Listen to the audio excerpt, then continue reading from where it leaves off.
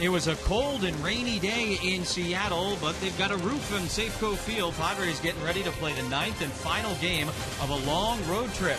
Nelson Cruz, he's a guy to contend with. He tacked on last night a late inning home run, his 15th of the season. He leads the American League and all of baseball in that department. Yangervis Solarte gets another start at first base for the Padres tonight. As you take a look at the National League West standings, San Diego now third place, a half game in back of the Giants for second place in the National League West. Game 2 of a two-game series at Safeco Field. It's the San Diego Padres and the Seattle Mariners. Bob's going to try and get back over 500 alongside Mark Grant. I'm Jesse Agler. Well, you've heard about it. The Padres have now allowed more home runs than any team in baseball. And so, Mark, I think one of the real things to do is ask why. What has led to this? Bad location, Jesse. This is something that we've learned in Little League. If you play the great game of baseball, no matter what age, location is the key of everything. We're going to locate where the glove of Derek Norris is, and then on contact where the pitch is, up, middle, in. Any big league hitter is going to crush that. It happened in Arizona. You see the reaction from James Shields. Frank Garces last night, he wants it down and in. Well, look where this ball leaks. It's a breaky ball. It's not going to break as much. Up in the zone to Mike Zunino, and he sends it a long way, catching too much of the plate.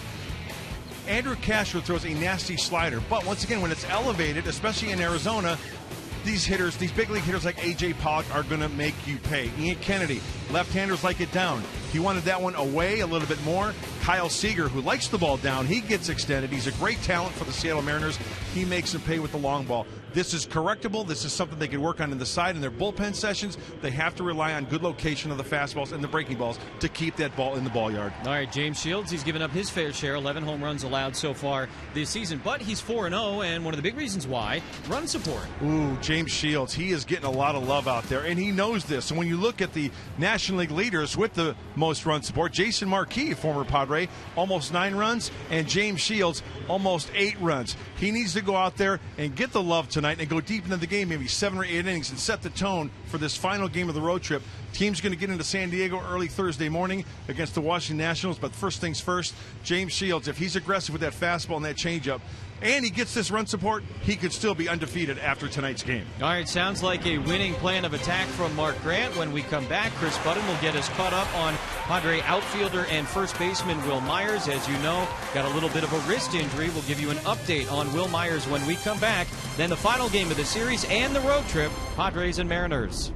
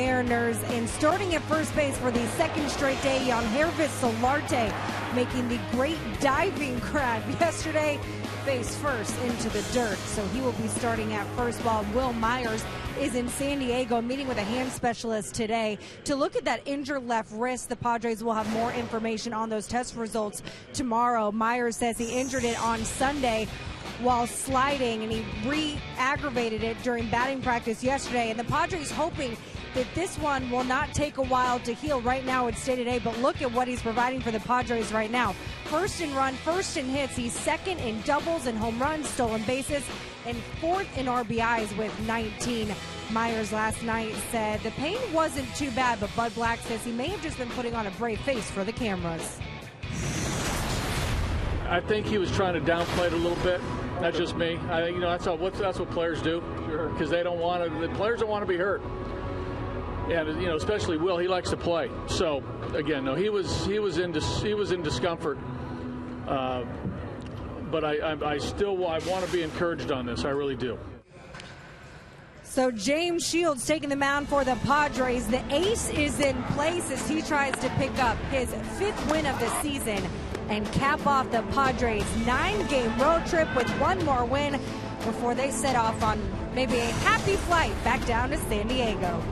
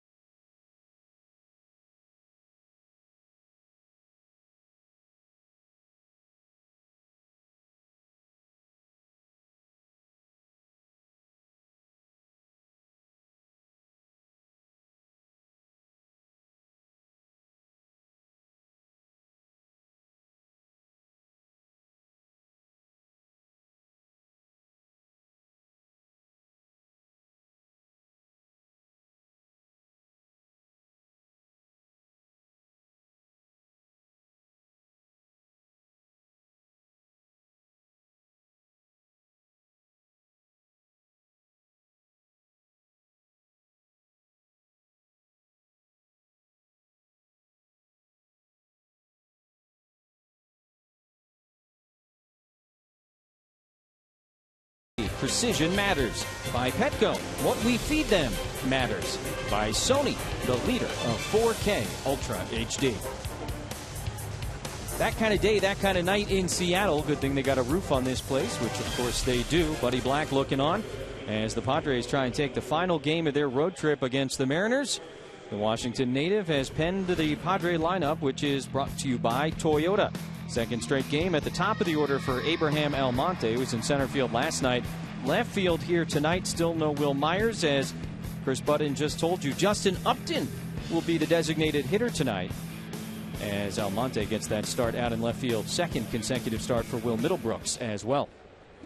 And Taijuan Walker, boy, I'm anxious to see this kid pitch. All 6'4", 235 of them. Scouting report brought to you by Verizon Wireless. Fastball, splitter, cutter, curveball. He's got a swing and miss cutter. This guy has potential through the roof. Have to see how he does tonight. Very abbreviated motion for Taijuan Walker. They've been waiting and waiting and waiting for him to sort of burst onto the scene. It's been more of a steady drizzle from Taijuan Walker. 22 years old, 7th start of the season. Abraham Almonte, 3rd start of the season, 3rd consecutive start. 1 ball and 2 strikes. Walker from Shreveport, Louisiana, dealing to the former Mariner and the switch hitter, Abraham Almonte.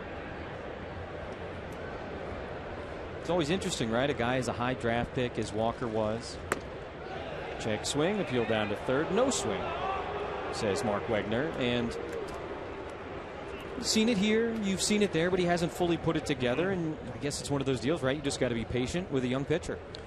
And Lloyd McClendon is being patient, but he did tell the young right-hander, wow, that's 95 four-seamer gas on the inside part of the plate.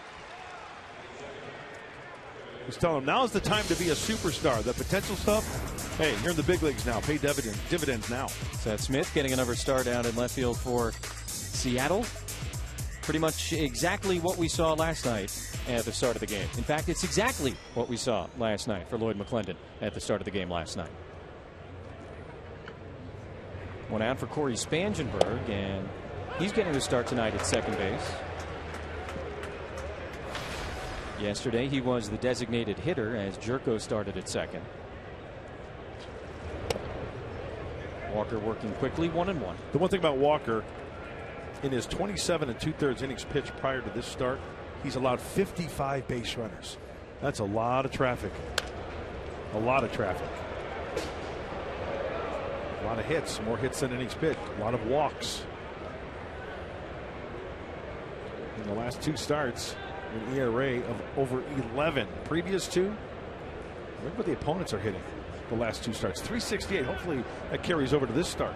That would work out nicely for the Padres. Spangenberg lays off the high heat. 2 balls and 2 strikes. Matt Kemp made a couple of nice defensive plays yesterday in right field. 2-2 to Spangenberg, and another high fastball from Taijuan Walker, both against Almonte and now Spangenberg. That seems to be where he's trying to go to put them away for strike 3.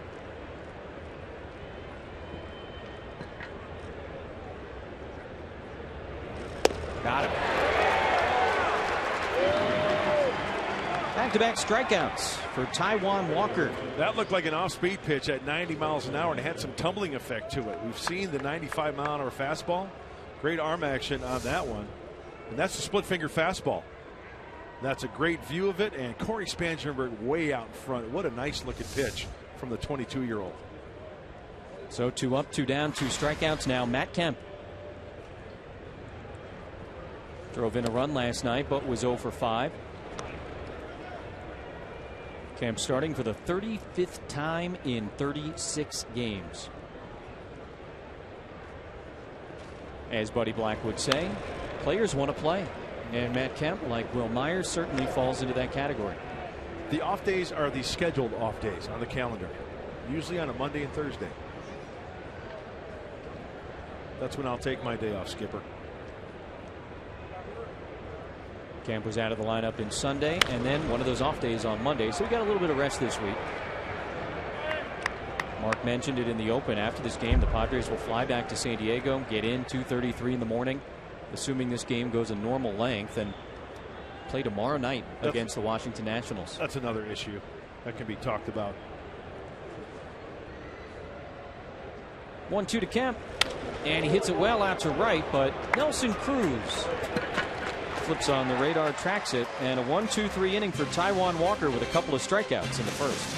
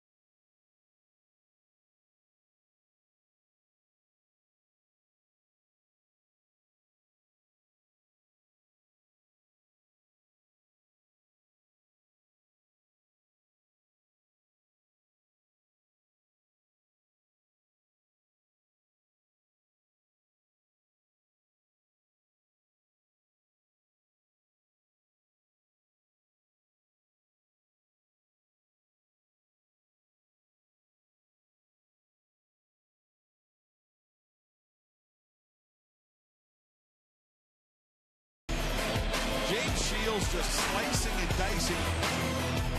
Oh, very nice. Is he good?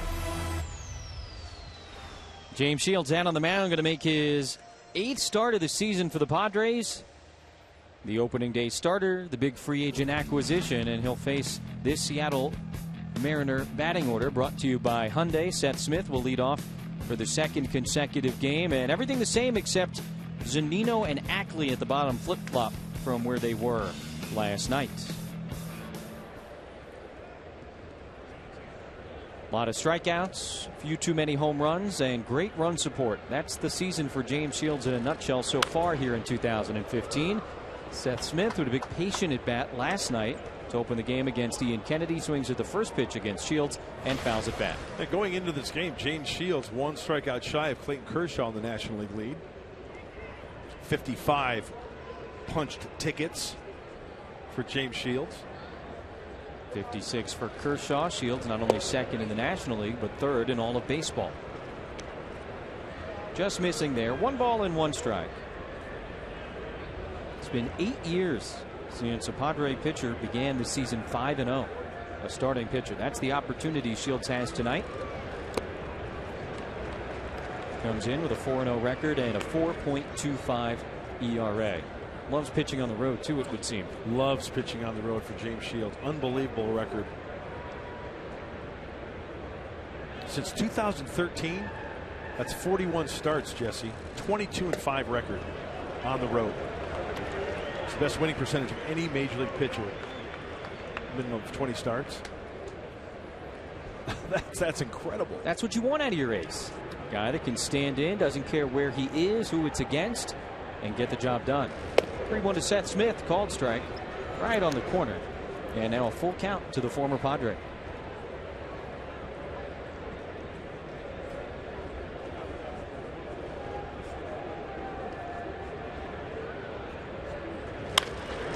Tries to beat the shift, and he does. Off the glove of Middlebrooks, and it ends up in shallow left field, and Smith took a big turn. He opened the game last night being thrown out trying to stretch a single into a double by Matt Kemp. And this time a little bit more conservative as he rounds first base. Staying inside this pitch nicely. Hands through. That ball slicing off the bat. What a great effort by Will Middlebrooks. And you notice the track, the infield, it's glistening a little bit. They doused that infield with some water so that ball stays down. Will Middlebrooks nearly stuck like a lawn dart on that infield, being on the moist side. See Middlebrooks come in on the grass now with the designated hitter Brad Miller at the plate, and that one gets away from Derek Norris, and Seth Smith will end up at second base.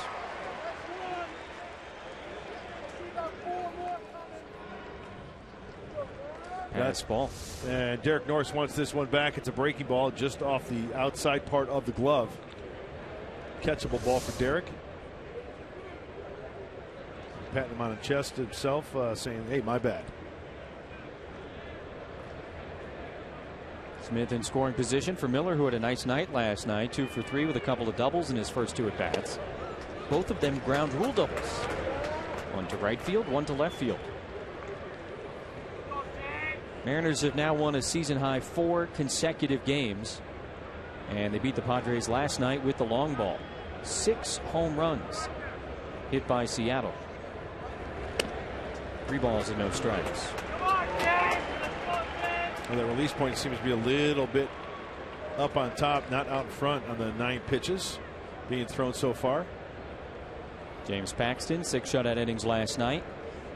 Allowed just 3 hits to the Padres, though he did walk 5. There's a strike. 3-1 to Miller. Look at that Paxton kid. Got some good stuff. Lefty who can get the fastball into the mid-90s. Don't see a ton of those guys. Shields fell behind Miller. Now he catches up. 3-2. Nice changeup. What does that tell you? Throwing it behind the count. Fastball count 3-1. Pitching backwards, James Shields. When we last saw Shields as Robinson Cano waits on Friday night in Phoenix, he struck out 7. And he walks Miller here to go to first and second. And we saw him use the curveball more in those strikeout situations. We did. We saw a couple changeups there from James Shields. Now it's time for the Padres scouting report on the right-hander, brought to you by Anderson Plumbing, Heating, and Air. He's got all four: the fastball, cutter, curveball, changeup. The cutter can turn into a slider at times. He just kind of wraps it a little bit. And add to the strikeout total. We touched upon 55 strikeouts going into today's game. One behind Clayton Kershaw. This is where you need one of those punchies. First and second, nobody out, and Robinson Cano, who saw a lot of Shields in the American League East and fared very, very well against him. 34 hits in just about 80 at-bats against James Shields. He's hitting over 400. There's always that one guy who's your kryptonite, and this one is Robinson Cano for James Shields. Saw some breaking balls first game of the series down and into Cano. He will offer it them, so if it's close enough and off the plate, he'll offer it those. A lot of times you see a batter with crazy numbers against a pitcher, especially batting average. You think, okay, sample size, but Cano has seen Shields more than he's seen any other pitcher. And he's done his thing. Hey, if you're going to have a guy have your number, guy that is may end up being a borderline Hall of Famer, not a bad one. Exactly. Better than some random, utility player. And that happens too. Pretty good pitch right there. My goodness. Hey, Robinson Cano doesn't need any help. Take a look at this pitch, down and away. That's a strike. It's touching the corner. Be Foster, the home plate umpire tonight. There's strike two.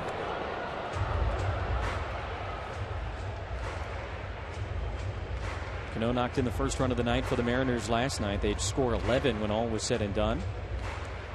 RBI single in the first off Ian Kennedy. Now James Shields trying to finish him off.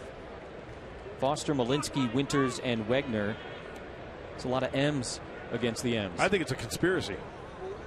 The M's here in Seattle conspiring against the Padres. That explains it. Cano chases, and forget all the good numbers. James Shields strikes him out. One gone here in the bottom of the first. Robinson Cano getting a little froggy on that last pitch. Well, what sets it up? Let's go first pitch. Breaking ball. He will offer it those. He takes a little cutter in. 1-1. Misses that one. Now he's out in front of the off speed. So what does he do? Cano swings and misses at the high cutter for the strikeout. Chased up the ladder. He will do that. So he got through Cano. Now he's got to deal with Nelson Cruz. Leads all of baseball, 15 homers. Leads the American League in batting average, 29 RBI, second in the American League, and he did this to Frank Garces late last night. He's not going to miss too many mistakes, Nelson Cruz. Great plate coverage, using the whole field.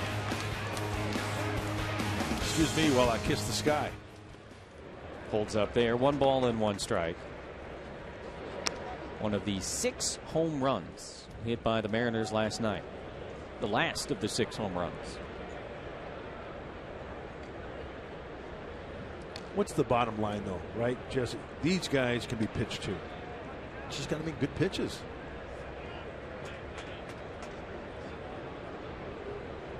At the beginning of the game, we talked about pitch location, missing location, a pitch finding the heart of the plate, and that's been the big problem as you listen to Buddy Black talk about it and as you watch these games. So I guess the question becomes, what's then? What's next? What could Buddy Black do? What can Darren Balsley do working with these pitchers? What can these pitchers do? Repetitiveness in the bullpen, repetitiveness playing catch with your catch partner, whether it's a bullpen guy or a starter, working on fastball location. There are times when Darren Balsley will have a pitcher throw his bullpen. Today we're going to throw nothing but fastballs. We're going to work on fastball location to where you get that muscle memory, you get that release point down. And does he go, Nelson Cruz? Oh, you betcha he does. Anyway, as I was saying, working in the bullpen consistently with that release point, whether it's 40 fastballs away, 40 fastballs in. So good old-fashioned hard work. So when you go out on that mound, it becomes second nature. You don't have to think about it. Muscle memory. Exactly.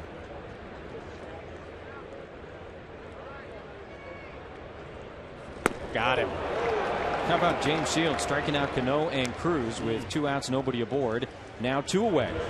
Well, you can ship Cruz back to that dugout for the Mariners as the four-seamer up.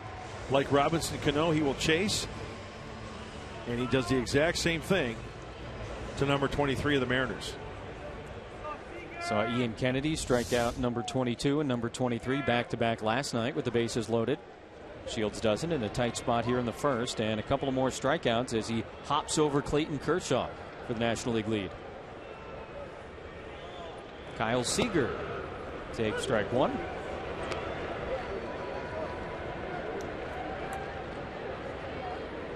He hit the first of the 6 home runs last night, a 3-run shot in the first inning.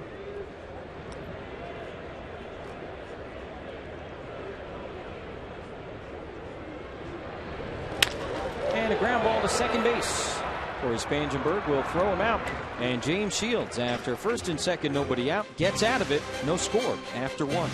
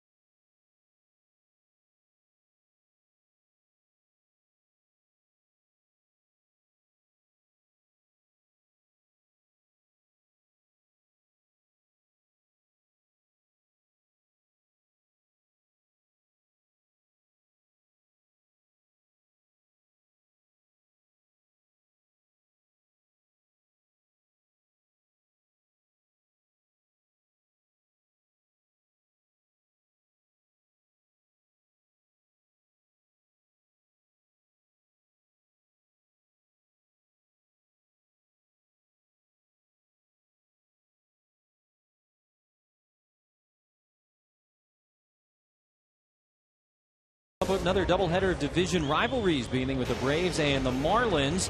And the Pirates square off against the Cubs. Coverage begins at 10 a.m. on your home for baseball every Saturday. Fox Sports 1 and streaming live on Fox Sports Go. So you got NL East at 10, NL Central at 1, and then the Padres at night. Covering all the bases. Justin Upton stands in. Taijuan Walker delivers strike one. Upton, the designated hitter tonight, gets to rest the legs out in left field. 8 homers, 24 RBIs, both lead the Padres. Walker misses at 95. Just 5 career games as a designated hitter for Justin Upton. Talked about it a little bit last night. It's not an automatic thing to be able to do, even if you're a very good hitter, as Justin Upton is. Nelson Cruz, for example, has got great numbers this year when he's playing the outfield and miserable in a few games as a DH. It's just ingrained in them. Ever since you're a kid, you play defense, you hit. Then you're good enough to play Major League Baseball. You get drafted by an American League team. Well, DH comes into play. I think it's an adjustment. It's got to be a weird feeling when you're DHing and then you go back to the dugout and your teammates are taking the field and you're like, well, no, not tonight. Yeah. Just grab a cup of water, some seeds.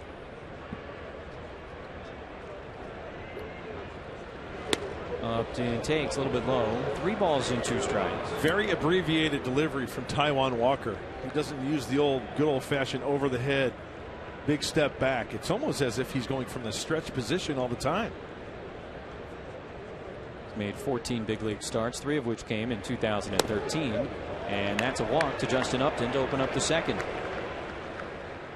Closed captioning for tonight's game is brought to you by Wiener Schnitzel. Well, there's another base runner. I was talking about it prior to this start for Taijuan Walker. 27 plus innings, 55 base runners. Upped in the first of the night after a 1-2-3 first for Walker. Solarte starting again at first base. In case you missed Chris Budden's report at the start of the night, Will Myers back in San Diego, getting checked out by a hand specialist. Line drive, and Nelson Cruz with the hop catch out in right field. That's the first out of the inning. That ball was smoked. Solarte went down and got that one. First pitch. Straight fastball. Oh, look, he's talking to himself. Another reason why baseball can be such a frustrating game. Hit the ball well. Will Middlebrooks last night trying to come out of a slump. Gets a hit, but then he stings one to center field. Dustin Ackley chases it down, slides, makes a nice catch. So much out of your control. Snap throw back to first base. Upton had kind of bluffed like he was going, and he gets back in.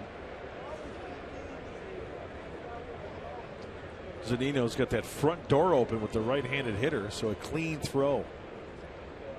You see the 7 for 7 for Justin Upton. Leads the team in that department as well. Word.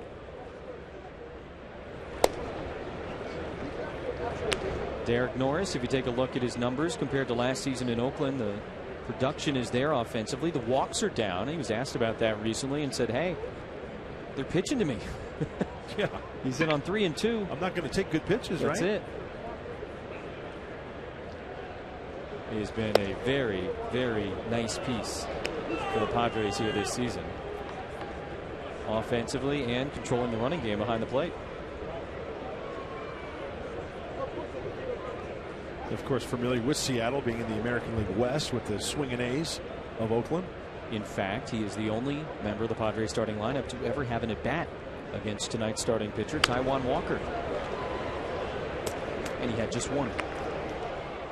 2 balls and 2 strikes to the Padre backstop. RBI double last night. Also walked, scored a run. He is Mr. 2-base hit.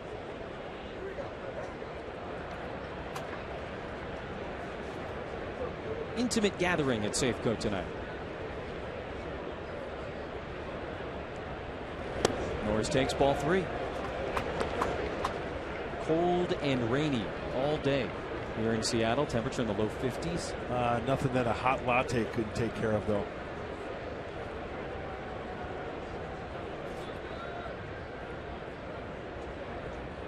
You see why coffee is such a big deal here. Love this yard. Love this city. The people are great.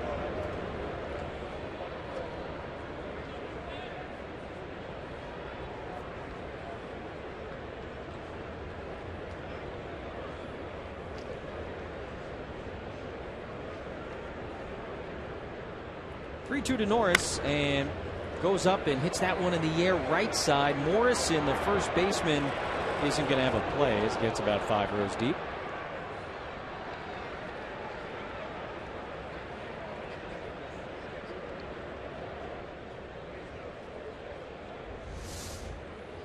Love the high home camera. I mean, extremely high home camera. Out in front, outer third. Gives you a great idea where that pitch was. Outer third, couldn't get on top of it. I'm guessing a lot of fastballs are tough to get on top of with Taijuan Walker out there throwing 95 to 96.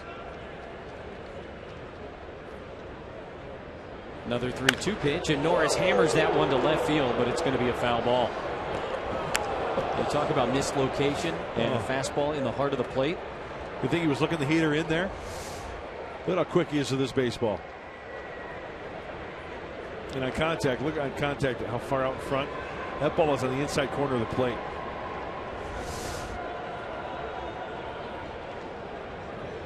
So a hard hit foul ball. Now another 3-2 pitch from Taijuan Walker to Derek Norris, and he got it. Third strikeout for the young right-hander. 2 away. He went right back in there, but he lowered the location of the pitch. Remember the foul ball? It was about belt buckle high. He goes down around the knees. A little tail, a little action there.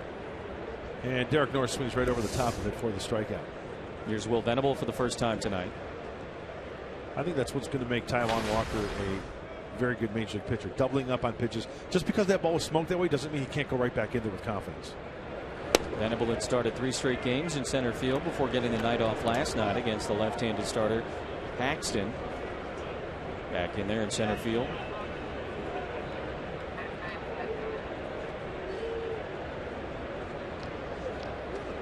Upton goes, and Zunino's throw not nearly in time. That's the 8th stolen base of the season for Justin Upton in 8 attempts.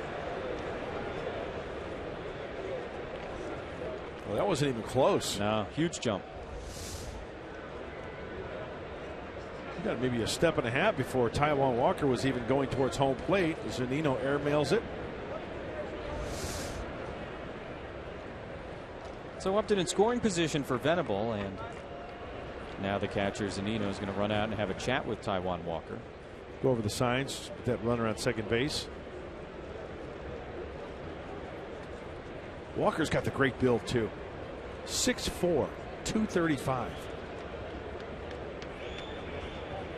Big, strong kid. Great athlete.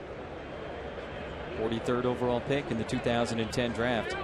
Mentioned that they got his feet wet 2013, started 5 games last year. Now full-time member of the rotation as Zunino takes a foul ball right off the mask. Took one last night too.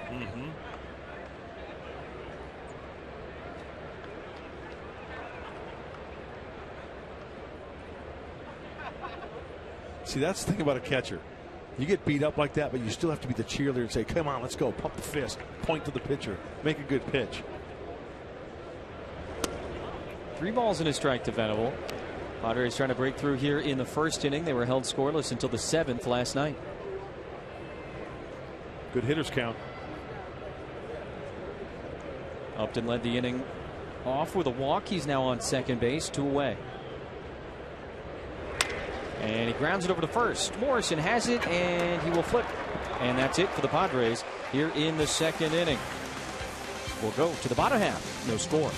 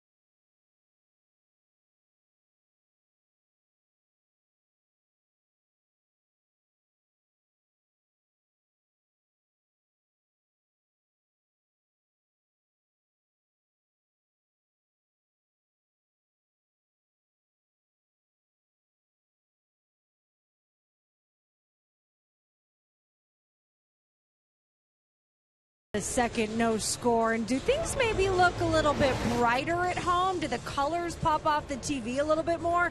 If you're noticing it, there's a reason why. Over the offseason here at Safeco Field, they installed LED lights. The first ballpark in Major League Baseball to have them. 578 LED panels you see. Each of them, because of the structure of the ballpark, have to be calibrated, each of them individually. So 30% brighter, and because of it, because of the LED, the energy, saving $50,000 a year in energy costs alone, Jesse. I know you love them. It's unbelievable, and I know it sounds a little bit silly, right, Chris? We're sitting here talking about lights. You really do ballpark. notice it when you're on the field. And don't look straight into him like I just did. You may be seeing spots for the rest of the night. Chris, thanks a lot. Logan Morrison is in a 1-1 count now against James Shields. You notice a huge difference in person. You really do. And the outfielders love it. Yeah. Much less light in your eyes. You know what else you find from our vantage point? The shadows of the players on the field is less prominent. Yes. It's not as dark. It's a more natural light. And there's a 30-year guarantee on each of those lights. Yeah, 30 years. The old lights, you got to replace them every 3 years. The bulbs. These ones last for 30. Good for the environment. Going green. Good for the pocketbook. And good for the baseball, it's too. It's the smart thing to do, Jesse. There you go. 1 ball, 2 strikes to Logan Morrison. Got to figure other ballparks are going to follow suit and try this thing out, but not an easy process. Chris was just talking about. Yeah. These lights here, 30-year guarantee lifespan, but you, my friend, are the light of my life that will never burn out. Thank you, Mike. Yeah, 2-year project. It is amazing. 2 balls and 2 strikes to the Seattle first baseman. Morrison homered last night. Swings and misses there. James Shields strikes him out. 1 away here in the second. Padre defense is brought to you by your San Diego County Ford dealers. Mentioned Will Venable is back in center field. He's flanked by Almonte and Kemp. Middlebrooks Amarista on the left side. Spangenberg Solarte on the right. And Derek Norris, what do you know? He's starting a game behind the plate. Errorless baseball for these Padres the last 2 games. The game last night that they took on the Chin 11-4 and the last game in Arizona. You always like to see that. There's ball 1 to the catcher, Zunino. He left the yard not once but twice last night. Drove in 3 runs to tie a career high. And you see the batting average and the homers.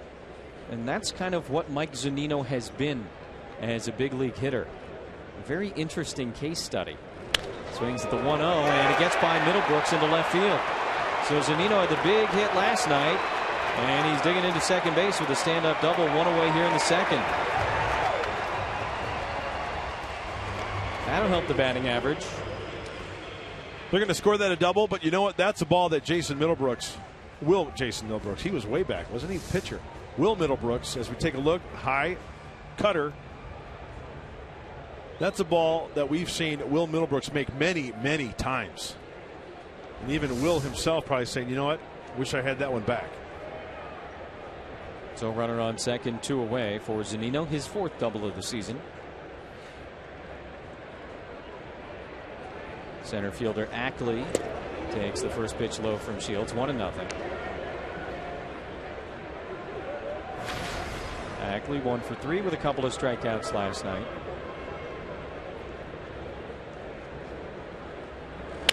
Hits that one on the ground, and Arista looks at third. He'll go to first. 2 gone.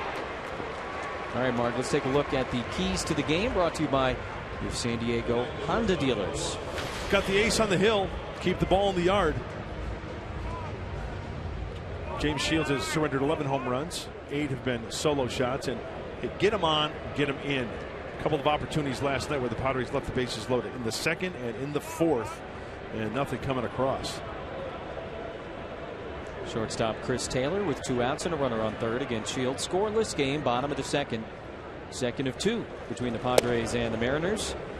They'll meet up for 2 more at Petco Park, June 30th and July 1st. Taylor 1 for 4 with a run scored last night out of the 9-hole. That's where he is again. Zunino 90 feet away. In the air right field. Kemp's going to give it a look, but it's a foul ball into the seats. By the way, Jason Middlebrook was a pitcher in 2001-2002 for the Padres. No relation. And no S on the end. Will Middlebrooks has an S on the end. Third baseman on the current roster. That guy. Yeah. Good dude. 1-2. Good pitch. Looked like a curveball from James Shields. Watch him get up on top of this and watch the rotation out of the hand. That indicates the curveball. Off the table.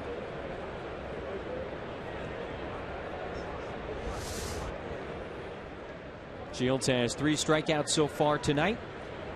And he's ahead of Taylor, 1 ball and 2 strikes. Just missing. And I mean just missing. Look at pitch 4. You know, according to Fox Tracks, brought to you by Honda on that pitch, that is a ball. It's just the edge of that baseball is not touching that corner. Very, very close. 2-2, and the curveball is hit foul. Nearly got a piece of Zunino, who was standing in foul territory.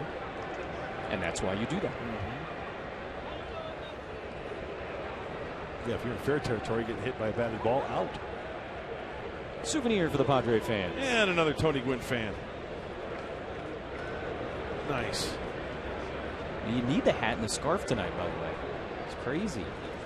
2-2, foul to the right side, out of play.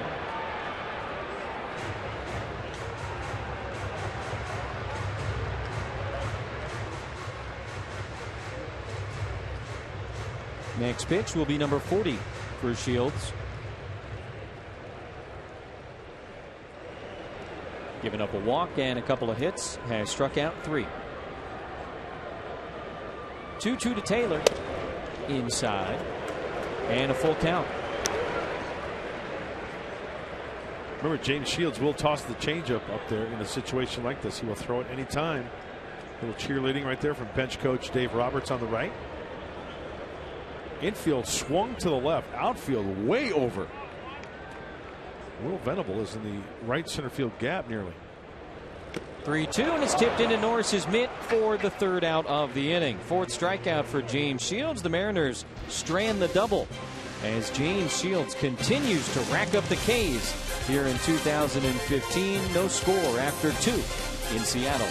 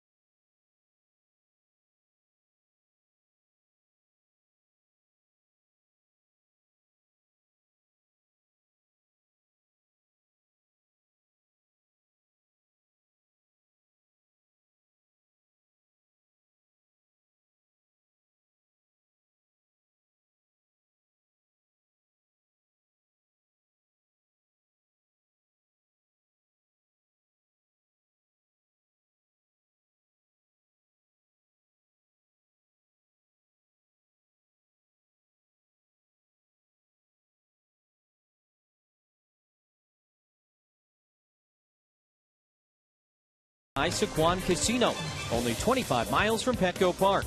And by Jack in the Box. Head to Jack in the Box for Jack's Blazing Chicken Sandwich. Could use some heat in Seattle tonight. Padres coming to bat in the top of the 3rd inning. No score between the Friars and the Mariners. Will Middlebrooks, first at bat of the night, and a called strike from Taijuan Walker.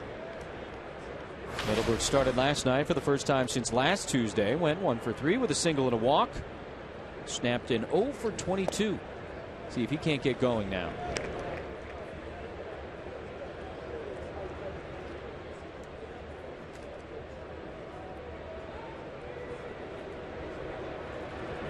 Middlebrooks hits that one well to left field. Smith is going back. He is looking up, and you better believe it.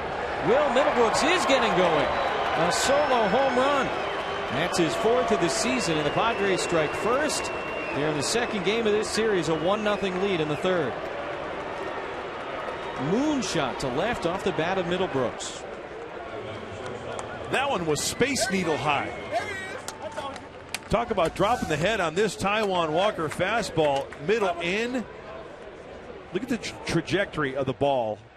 You think he hit the sweet spot? Listen to this. I'll have a latte with extra foam, please. That ball was crushed. It was so high. How high was it? You almost start wondering if it was too high. What do you mean too high? It was gone.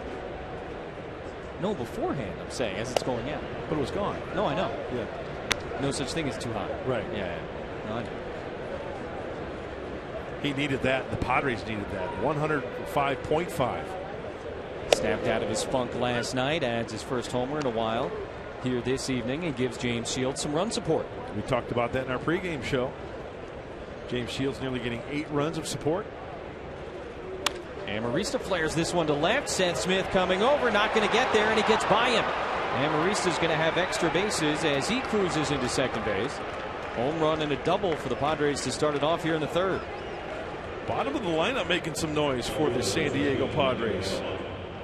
8 and 9. And still nobody out as this ball slicing away from Seth Smith. No chance for the Mariner left fielder to get to that one, and a runner in scoring position after the solo shot.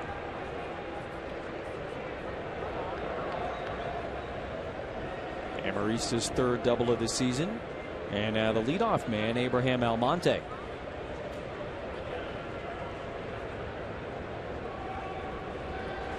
Padres looking to play some small ball as he pushes that one in front of the plate. Zunino will throw him out, and a sacrifice bunt moves Amarista over to third base.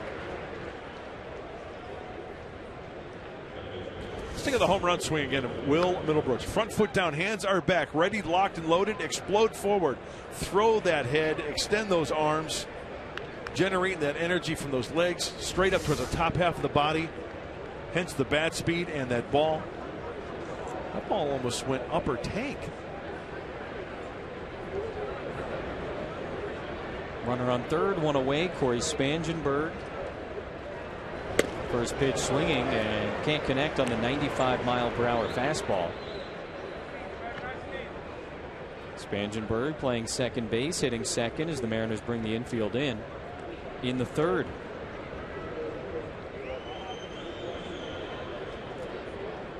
So some extra real estate for Corey Spangenberg, and he takes strike 2.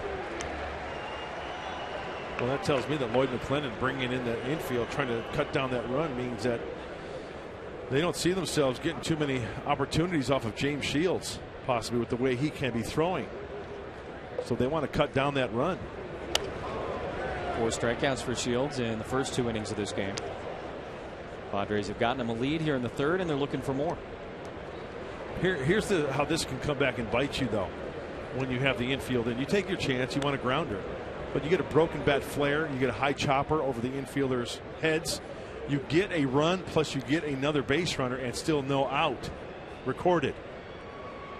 Well, that's the chance you take. That's the decision he has made. MC. Manager's choice.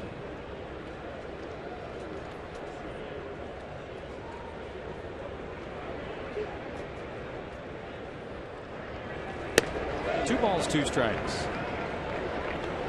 So Walker has allowed a lot of base runners so far this year. Was ahead of Spangenberg, 0-2. And if he walks him here, he has the double play in order. The infielders can back up. He also has Matt Kemp.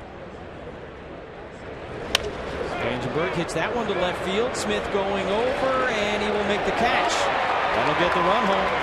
Small ball works for the Padres. Double, sack bunt, sack fly. And a 2-0 lead here in the 3rd. That's exactly what you're asking Corey Spangenberg to do in that situation. Previous pitches to Spangenberg were up in the zone. Where is this pitch? Right down the middle, about belt buckle high. That'll get him home.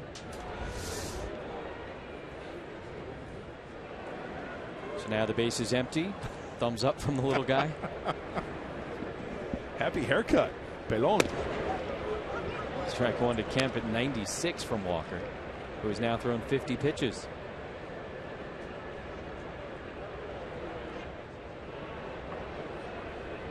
Kemp flew out to right field his first time up, and now 0-2.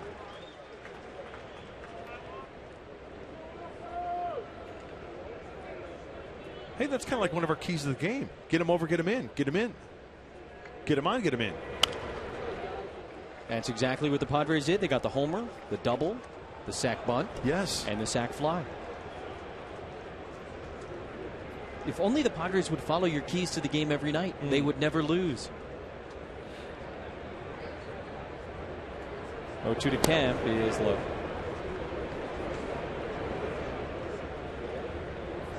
Do you put them up in the clubhouse, like on the whiteboard or something? Say, hey guys. That would be kind of cool to post them. Just so you know, here's what I'm looking for tonight. Will, Corey, get him on, get him over, get him in. Well, Corey followed suit. Will Middlebrooks, he was in scoring position when he swung the bat. Solo shot.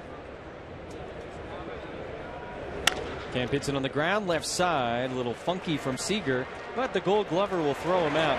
And that's the third out of the inning. The Padres, though, they strike Will Middlebrooks with the high home run to left field. His fourth long ball of the season. Padres add another, and it's 2-0 as we go to the bottom of the third.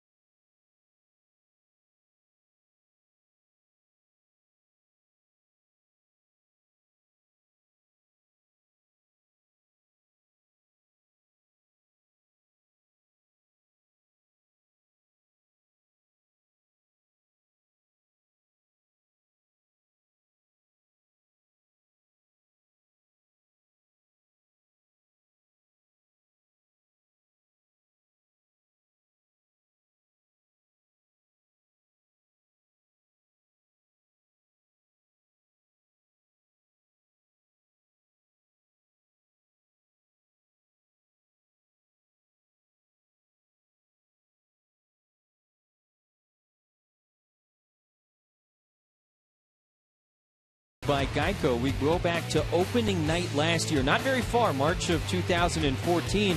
Dodgers and Padres, and in his first game as a Padre, Seth Smith pinch hitting, solo shot off of Brian Wilson to tie the game in the 8th. Padres would add 2 more in the inning and beat the Dodgers 3-1 as Smith became only the second Padre player to homer in the team's opener. The other, Ricky Henderson, back in 1997. 1 year in a Padre uniform for Seth Smith. And he leads off the bottom of the third against James Shields, who's pitching with a 2-0 lead. And that one doesn't miss by much. Solo homer from Will Middlebrooks, his first since April 19th. Close pitch, but Box Tracks presented by Honda says it was ball 1. And that is strike 1 as Smith fouls it back. Smith singled his first time up, went to second base on a passed ball. Mariners in the first had runners on first and second with nobody out. With Cano, Cruz, and Seager coming up, and Shields pitched down to the jam. Curveball. Missing. Seth Smith gives you a good at-bat. Good command of the strike zone. He'll use the whole field, and he proved that his first at-bat going to left for the single. Padres shift around against him, and yeah, hit it the other way off the glove of Middlebrooks into shallow left field. It's this one in the air right field. The convergence and the catch. One away. I figure a veteran pitcher like James Shields, who's won as many games as he has, when he gets a lead, he can make it tough on the opposition. And he could smell it. Like any veteran gamer, competitor like James Shields, you get that lead, you get in the middle of the game, then you get into the 6th, 7th, you can smell it.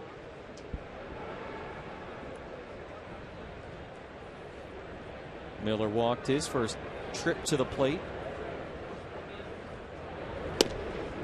And he takes strike one.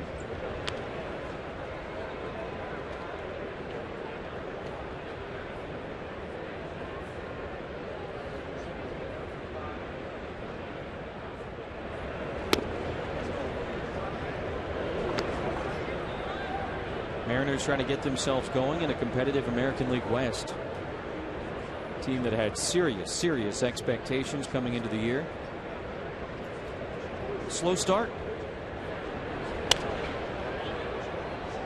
But they swept Oakland over the weekend here. Watch Miller as a setup. He doesn't take a practice swing. But when he gets into the box, he'll have his left hand on the bat. He'll keep it back there, and then he will put his right hand on the bat. Watch. Bat. Then he put his right hand. No practice swing. I've never seen anything like that.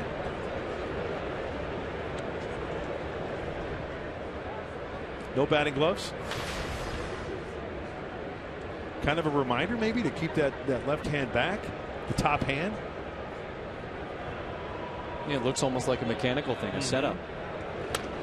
Remember Joe Morgan back in the day? He flapped his left arm as a reminder to keep that arm up.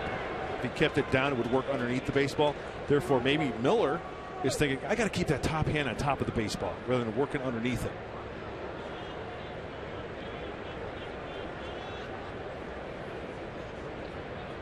So that game break, you don't want to miss what Corey Kluber did tonight. And that strike 3 call. 5 strikeouts for James Shields, the National League strikeout leader. It looked like a backdoor cutter but he gets a call on that one. He'll take that. Time now for the T-Mobile game changer. And it is no other than James Shields. 4 straight decisions going in the W column to start the season. Robinson Cano takes outside. Wow, Andy Hawkins, 1985. Believe it or not, Andy Hawkins did not make the All-Star team that year, and there's a story behind the story. Peavy, Rasmussen. Germano the last to get to 5 back in 2007. He and Dick Williams did not get along. Dick Williams was the manager. Cano goes the other way, fouls it off. And since the Padres were in the World Series in 1984, Dick Williams was the manager in 1985 of the National League. Did not select the right-hander from Texas, Andy Hawkins.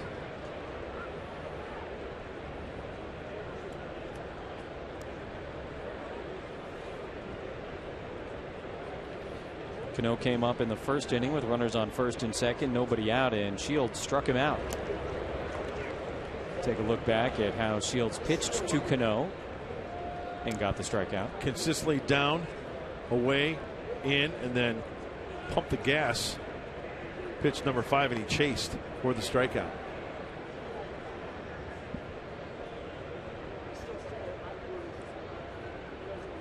Two-1 to Cano. And another ball hit the other way. Finds the seats. A lot of battles between Robinson Cano and James Shields when they were a Yankee and a Ray, respectively. Now doing it in interleague play on the West Coast.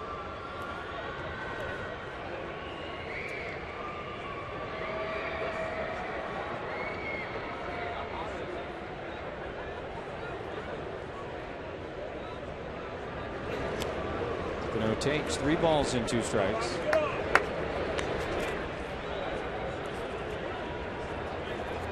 Started the All-Star game last year for the American League for the 5th consecutive time. Nelson Cruz well on his way to an All-Star selection this year. starting the Triple Crown conversation around the American League. Still early. Cano the other way again, and in left field, Almonte makes the catch.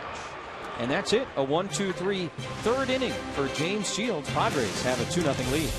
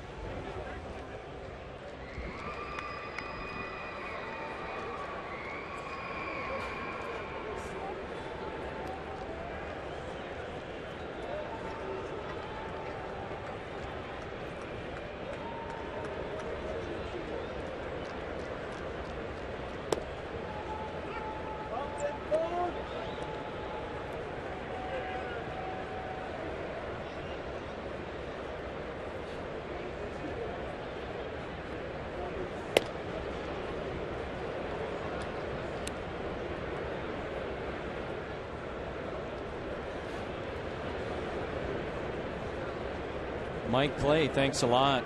Former Padre farmhand Corey Kluber with a big-time night. Those are some great numbers. The guy came into the game with a 5.04 ERA.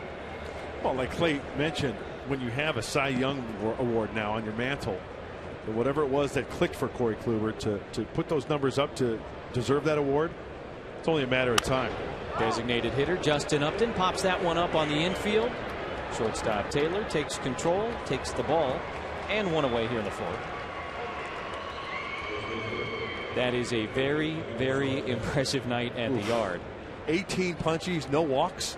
And Johnny Peralta, the only hit, a single in the 7th inning. That's dominance.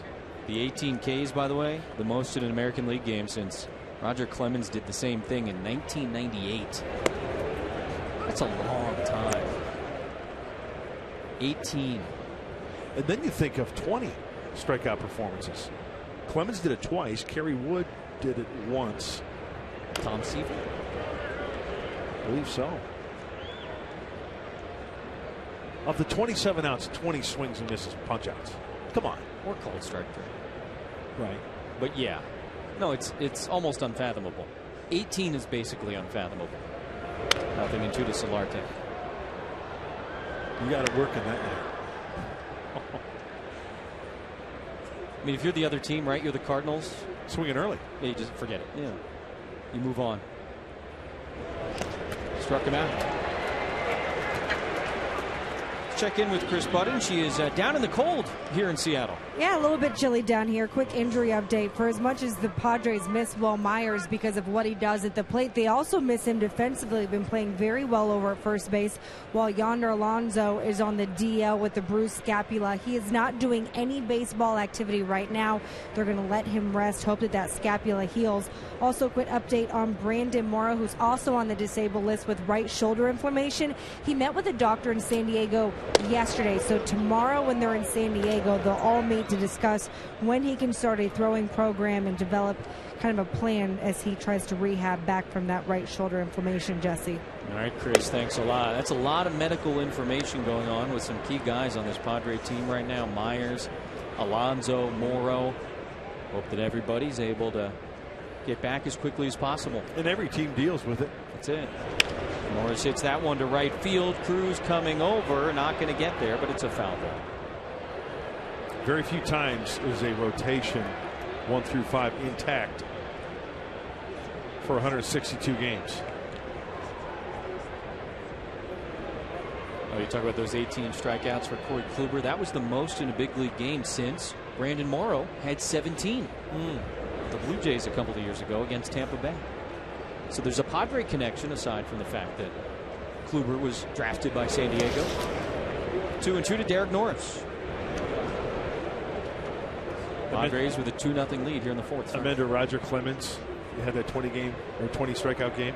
Bruce Hurst was his teammate, and he was charting that game in the dugout because he was pitching the next night. Bruce told me that he had like 2 strikes on like 5 guys. They eventually put the ball in play, so he could have had 25 strikeouts. Wow.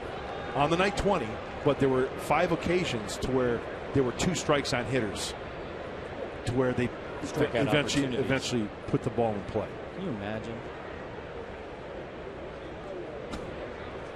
Straight up the gut for the Mariners. Ackley in center field against Derek Norris. A little bit to pull on the infield side. 2-2. The Padre catcher misses in a full count. Norris struck out on a full count his first time up. Will Venable would be next here in the fourth.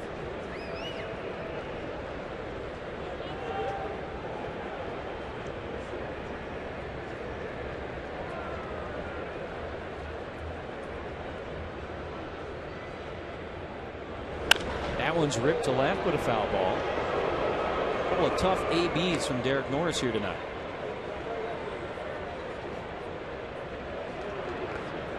Be interesting to see if he's in the lineup tomorrow against Washington.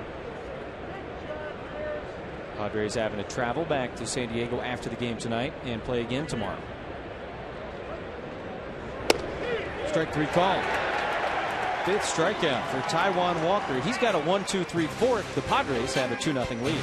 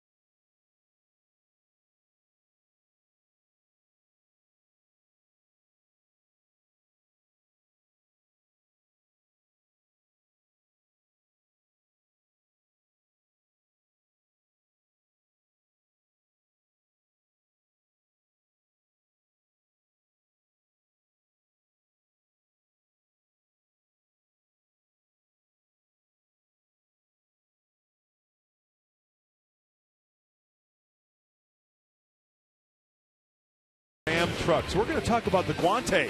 It's the glove, particularly Matt Kemp, you know, the glove is your girl. You got to take care of it because she's going to take care of you. Solarte, the first baseman's glove, diving to his right. And then Dustin Ackley into the gap. And Derek Norris, hey, a little game of flip. Hey, that's a hot potato. He reacts, holds on for strike 3. And he thought there were 3 outs there. He was so excited. He wanted to get back in the dugout, but there were only 2 outs. Hey, nice glove work right there. And you got to bring your glove to the ball yard. One might come your way. Mixed marriage there, Padres and Mariners. It's the Vetter Cup family as Nelson Cruz stands in against James Shields here in the 4th, a 2-0 Padre lead. Cruz struck out his first time up. He is 0 for 1.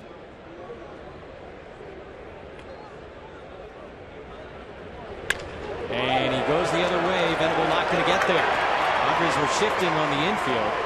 We hit it the other direction to the outfield. And a leadoff single for the Seattle right fielder. That is vintage Nelson Cruz right now. What did we say in the pregame show yesterday when we highlighted the Mariner? He's using the whole field. That is a breaking ball. Generally speaking, you get a hanging breaking ball, guys are going to try to come out of their shoes and pull that ball out of the ballpark. He stays inside that breaking ball, spanks it to right center field. That's why you see the numbers. Nice job by Will Venable cutting it off in the gap, preventing Cruz from taking extra bases. Leadoff single against Shields here in a 2-0 game.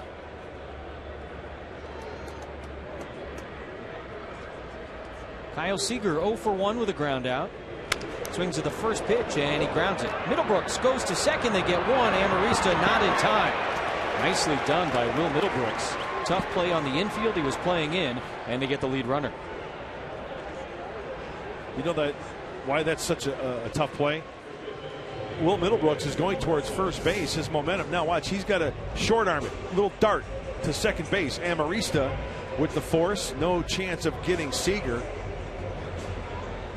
He's got to actually throw that ball behind him a little bit with that momentum going to first base, and they get the lead runner. So 1 out, runner on first base, and Logan Morrison at the plate.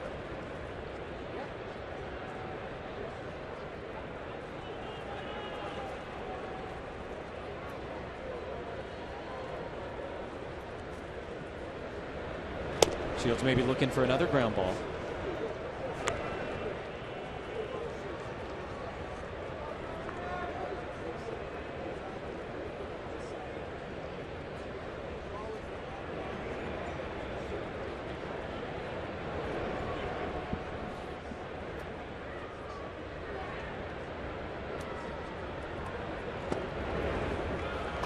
Two balls and no strikes from Shields to Logan Morrison. That changeup missed. The guy they call Lomo had one of the home runs last night, and you see he's got 5 here in the month of May. 5 in his last 10 games. Tied with his teammate for the most home runs in the American League this month. Bryce Harper coming to Petco Park tomorrow. 2-0 Morrison up the middle. Amarista stops it. Now it gets by him, and he's not going to have a play. Oof. That ball was absolutely stung off the bat of Logan Morrison. Shields got out of the way, and Amarista could just knock it down. Wow. I'm just glad that ball didn't clip James Shields. Good reactions out on the mound from the Padres starter. A little bit of a breather. Here it is coming right back at you. Hockey suit. Oof. It's too bad Amarista can't come up with that one. That's a tough play, trying to get that lead runner. 104.4 off the bat of Logan Morrison.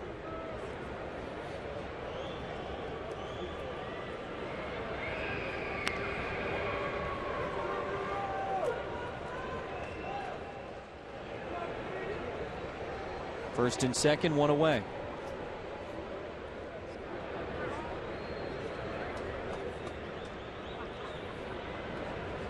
Zunino takes low outside. Seattle catcher doubled his first time up. A couple of men on against Shields here in the bottom of the 4th.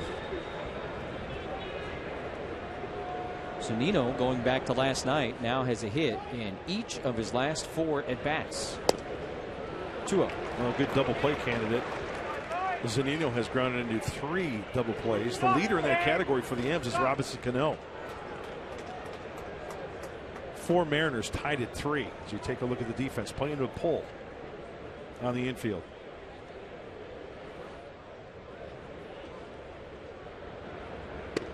And that's a strike. 2-1. Got to be careful. That's a hanger.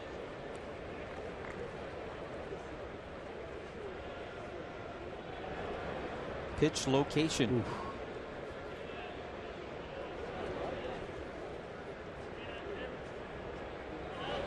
Left it up, got the strike. 2-1.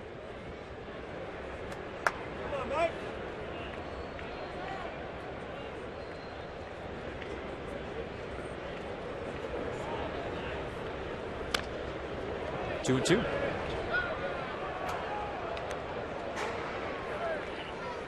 It's all about getting ahead in the count. Talking about the National League leaders now, the highest percentage of home runs when behind in the count, 46%. When the pitcher's behind in the count, it's a hitter's count. Generally speaking, you're going to throw a fastball. If you can't locate it, you get hurt. 2 balls and 2 strikes to Zunino. The runners take their leads, and it's inside, ball 3.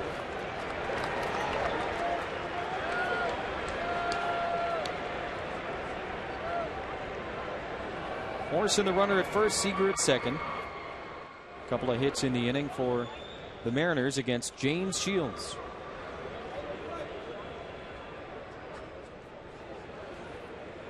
By the way, FYI, 3 and 2 is considered behind in the count.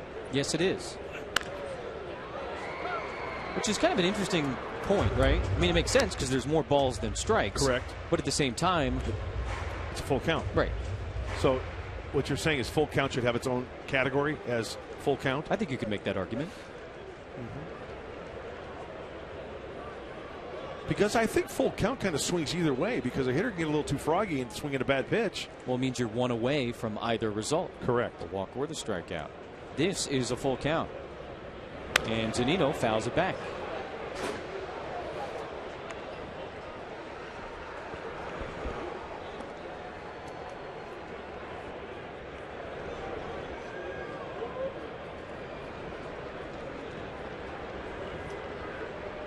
Shields pitched out of a 2-on no-out jam in the first. Trying to pitch out of a 1-out jam, and there you go. Strikes out Zunino. 6th strikeout of the night for James Shields, 2 away. That was a good battle by both guys. He gave him the heater. 3 and 2. 4-seamer, outer half and elevated. Belt buckle. Zunino cannot catch up. So now 2 away, and Dustin Ackley at the plate, grounded to shortstop and is only at bat tonight, 0 for 1.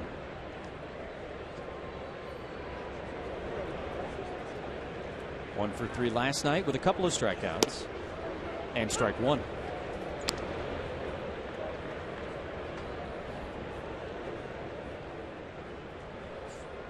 Shields creeping up on 75 pitches here in the bottom of the 4th. Despite the tough night last night, an 11-4 loss, Padres saved most of the bullpen. Only 2 relievers used by Buddy Black. Sean Kelly pitched an inning and a third. Frank Garces pitched a pair. Benoit, Maurer, Thayer. You would imagine all available tonight. And of course, you'd love to see Craig Kimbrell out there in the 9th. Yes. Good point.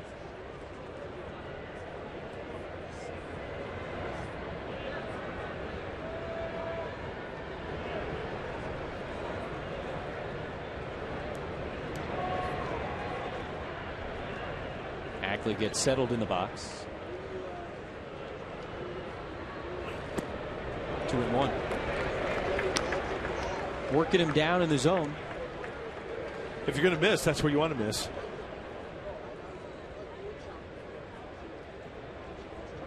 Now conversation being had. I remember having a discussion with my former pitching coach, God rest his soul, Pat Dobson. Said, if you're going to miss down. If you're going to go up, miss by a lot, because hitters will chase. And the upshoot to the story is, he goes, because basically hitters are dumb. They'll swing. Spoken like a true pitcher. Yeah, and then when you talk to hitters, what do they say? Pitchers are dumb.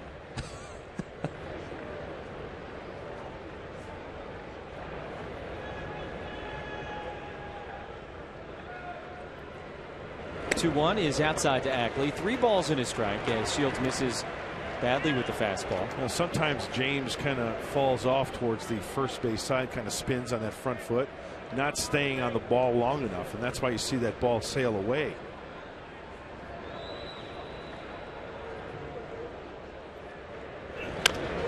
Topped foul outside of first. Now a full count, 3-2. Shields has had to work deep into the count against a lot of these Mariner hitters.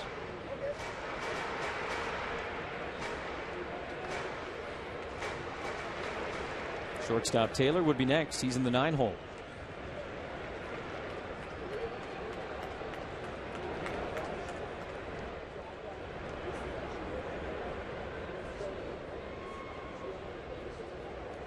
Shields wants to go through the signs again with Derek Norris.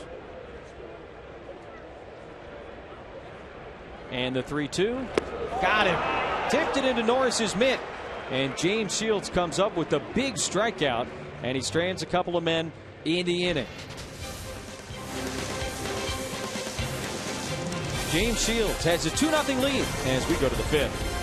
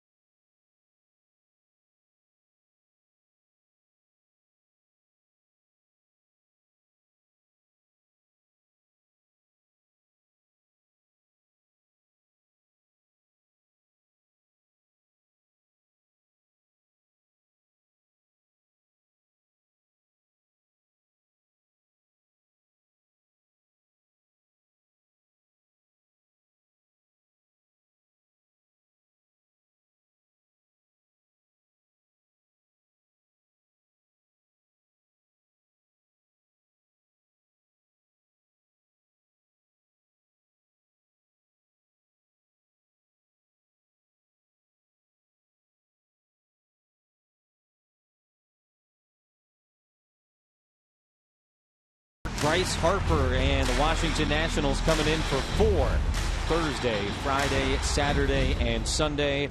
One of the most electrifying and certainly one of the hottest players in baseball right now. The Cubs come in after that, and former USD standout Chris Bryant comes with the Chicago Cubs. That's a fun homestand. And how about some games against teams not from the National League West? Some interleague action here in Seattle for a couple, and then an NL East opponent and an NL Central opponent as the Padres get away from the division for a little while. Yeah, going into this game, the Padres 15-12 against the National League West. It's a lot of games at this point in the season against your divisional opponents, but that's the way the schedule is set up. 27 to be exact. Good math. And without the calculator. Ball and 2 strikes to Will Venable. Well, for Will Venable, second time around against Taijuan Walker. He's seen his heavy dose of fastballs. It's this one in the air to left. Seth Smith. 1 away. Will Middlebrooks coming up. And last time for Will Middlebrooks, this was a good sight for the Padres. A towering blast to left field. Got his hands through nicely. Got to that fastball. High trajectory. How far does it go? Almost off the Jackie Robinson sign out in left field. Home run number 4 for Will Middlebrooks. 1 ball and no strikes to him this time around. That was the first run of the night for the Padres. After the homer, Alexi Amarista would double. He'd be sacrificed to third and then come home on a sac fly. So all in the third inning, the Padres played long ball and small ball for their 2 runs. And James Shields holding up his end of the bargain in the bottom half of these innings. He's had to pitch out of trouble a couple times, but has kept Seattle off the board so far.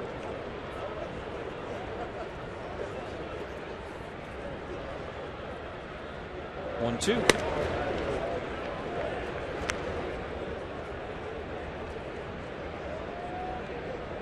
Encouraging to see Middlebrooks get that hit last night, to see the home run tonight. Remember back in mid-late April, he had an 8-game hitting streak, a couple of home runs, and he hits this one to center field. Ackley is drifting back, and on the warning track, he makes the catch, 2 away. He's certainly hitting the ball well right now.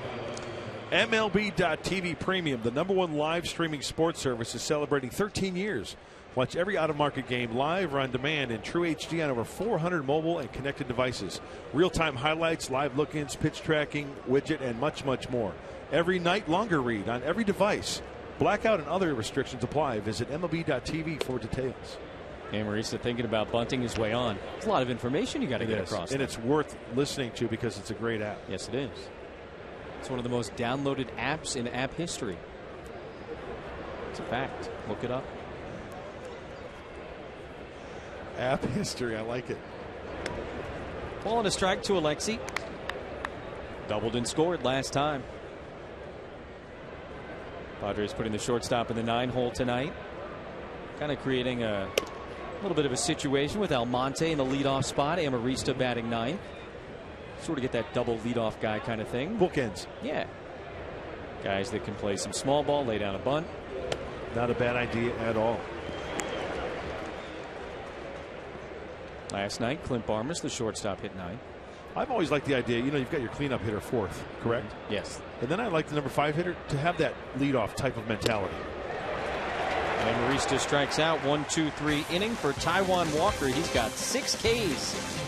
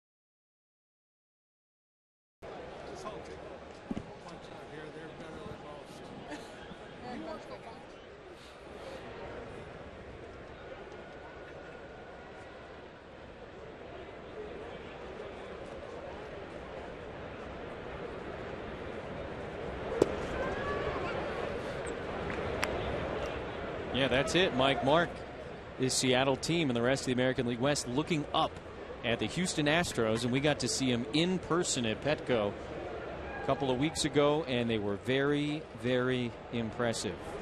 Chris Taylor leading off against James Shields, shoots that one to right. Matt Kemp is there, and that's one away. Astros got some nice players. Well, they got some really nice players. They were fun to watch. Meanwhile, the National League West, Astros helping the Padres out, dropping the Giants into a momentary tie with the Padres at 17-17. Pods have an opportunity to get to 18-17 tonight. And let's face it, May 13th, we all thought that the Dodgers was the dog that everybody was going to have to chase, right? Sure.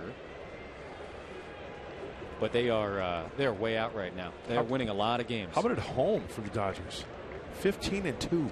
No Ryu, no Puig right now, no Kenley Jansen. Hasn't slowed him down. Seth Smith swings and misses. Change up from Shields, nothing in one. Smith singled in the first inning, flew out to center field his last time up.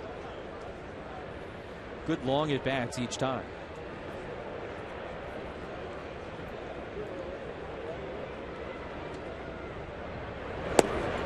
Inside. 1 ball and 1 strike to Seth Smith.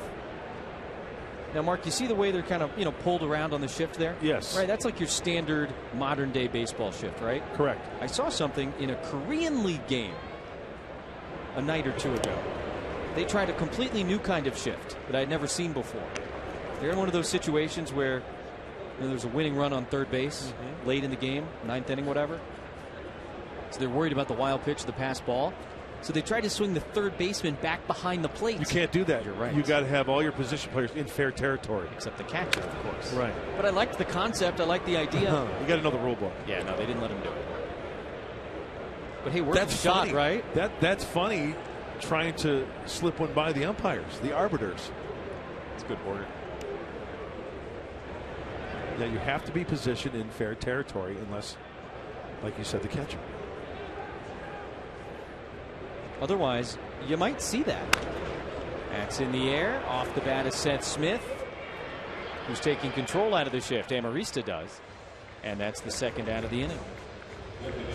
Tonight's game is presented in HD by Sony 4K. James Shields trying to get through 5. Had a little bit more laborious of a 4th inning. A quick 5th so far. Got the first 2. And now the DH, Brad Miller. Shields 7 strikeouts, has hopped over Clayton Kershaw for the National League lead in that department.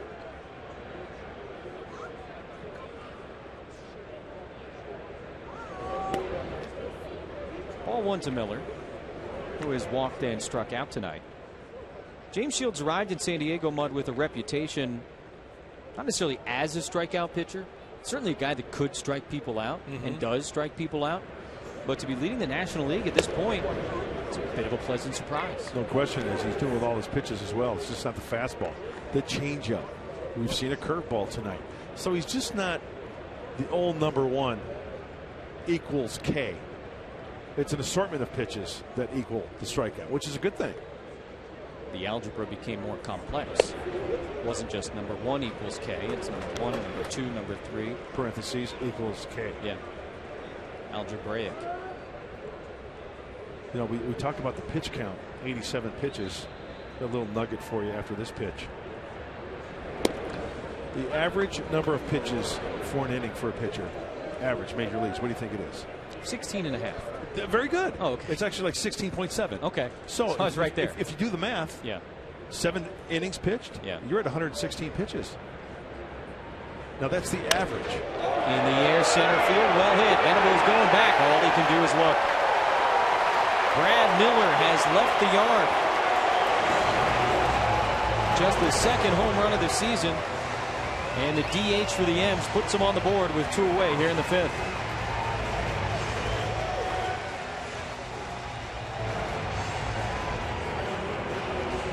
And this is what Bud Black was talking about before the game today. The counts.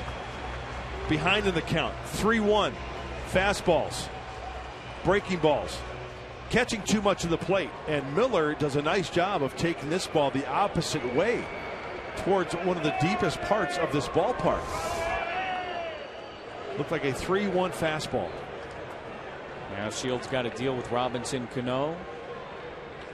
Said back in the first inning, just incredible numbers for Cano against Shields in his career.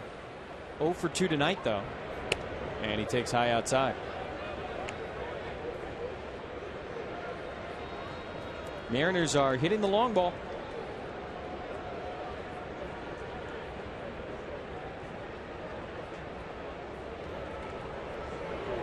And that one's fisted to right field, and Spangenberg couldn't make the catch. Single to right for Robinson Cano. And so after James Shields got Taylor and Smith for the first 2 outs, Miller a homer, Cano a single, and now Nelson Cruz at the plate.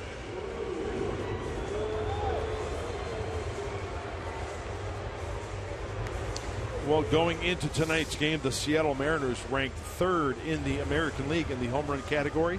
Cano also has home run power. Go with 2 outs. James Shields keeps him in the yard. Now he has to contend with Nelson Cruz. Singled his last time, struck out in the first.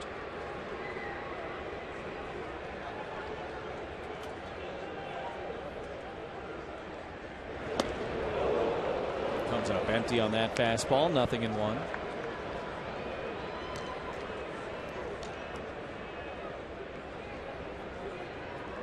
16.7 the average per inning.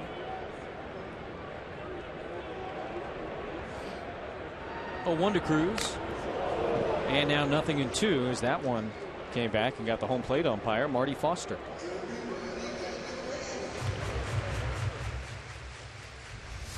Listen to this.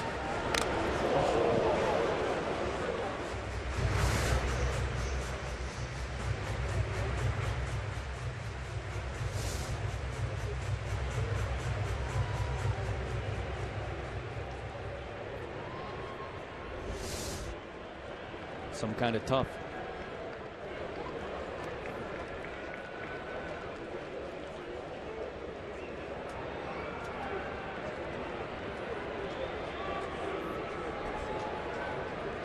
Shields trying to finish off Nelson Cruz and the Mariners here in the 5th.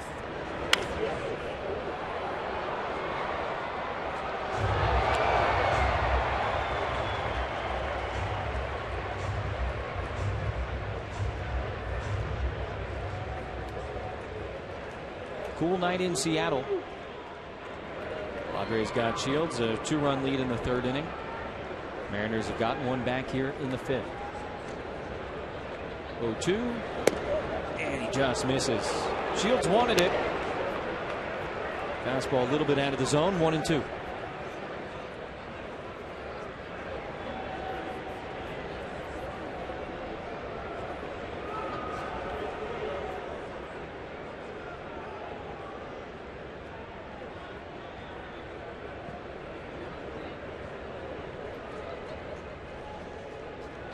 Runner goes, and Norris's throw down, not in time. Nice quick tag from Corey Spangenberg, but Cano gets in ahead of it. Stolen base. Derek Norris had to reach all the way across. How close was it? You know what I'd like to see, though? Corey Spangenberg keeping that glove on the runner. Swipe tag on the knee. See how he comes up and off? To show the umpire, he's got to keep that glove, I think, glued on the runner. Maybe apply a little pressure. It's been known to happen. 2-2 to Cruz, and he got him. James Shields strikes out Nelson Cruz for the 2nd time tonight. Mariners get one back. It's a 2-1 Padre lead as we go to the 6th.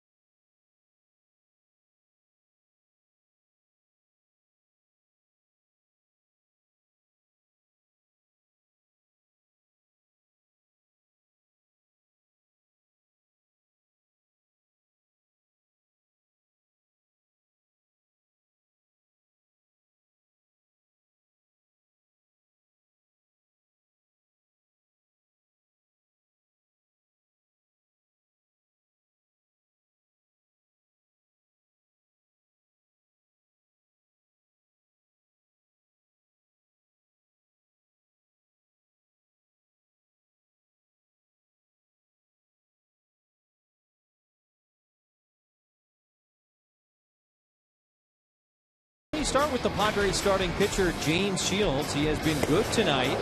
Gets Robinson Cano, gets Nelson Cruz pitched out of a jam in the first inning. Will Middlebrooks with his first home run since April 19th gave the Padres a 1-0 lead in the third inning. They'd add another on a sacrifice fly, and then Seattle in the fifth would get back in it. Brad Miller, a solo home run with 2 outs.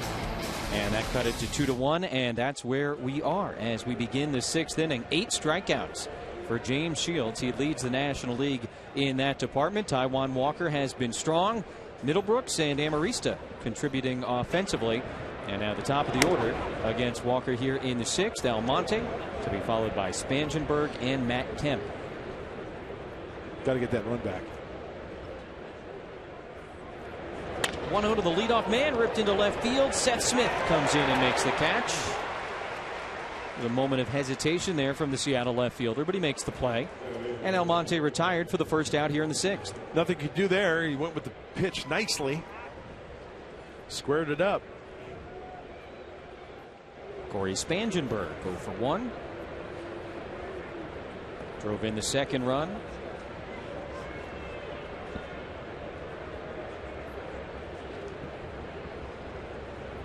Batting in the number 2 spot in the order, but he's certainly a guy that can behave like a leadoff hitter. Yeah, let's get back to that point we were talking about earlier. So you were saying, let me get this right. After the cleanup guy, so after number 4 in the order, you like the idea of a leadoff type guy batting 5th. Not true prototypical leadoff. Okay. Because you've got, hence the name cleanup hitter. All 3 guys get on, you clean them up with the grand slam or whatever the case may be. So let's say that's the case. I'd like to kind of start to trend over a little bit to where a guy hitting 5th has good on-base percentage, can spray the ball to be a leadoff type guy to get on again, to start the whole thing all over again. Set up for the bottom of the order. Just a thought. You're looking at me like I got 8 hits. No, I think I like an RBI guy there. I mean, if you can get on base, that's great, but your cleanup hitter isn't going to clean up every single time. Right. You want a guy that kind of keep it going, keep driving in runs. But I see what you're saying. There's a method.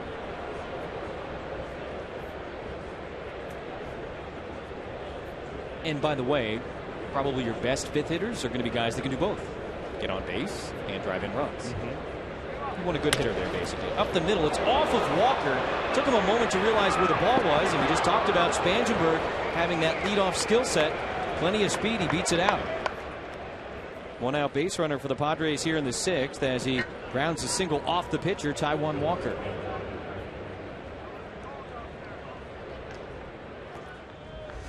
This is where speed comes into play. Corey realizes that that ball is just out of the reach for Walker. Boy, he picks him up and puts him down quickly. That is just the 3rd hit of the night for the Padres, and it gets Matt Kemp to the plate with a runner on.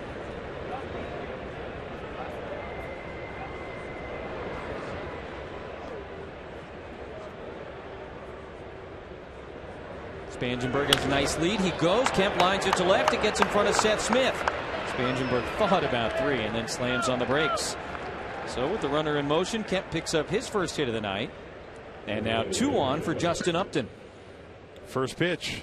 Fastball hunting. Matt Kemp hit that ball well. Serious top hand. Didn't work underneath that one. Got on top of that one nicely. That's a serious line drive. Pitching coach Rick Waite's going to come out and have a conversation with Taijuan Walker. Lefty Joe Beimel. Rick Waits, left-handed pitcher, Cleveland, a lot of years, 13 years in the big leagues. He looks like a coach that could be fit right into the natural. One of the coaches on the natural with that mustache. For the New York Knights? Yeah. He could have been on that staff. Right. With Wilford Brimley.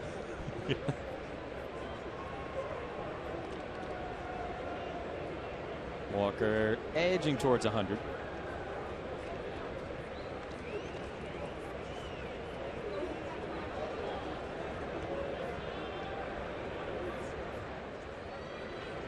Two on, 1 out for Justin Upton. Kemp at first, Spangenberg at second.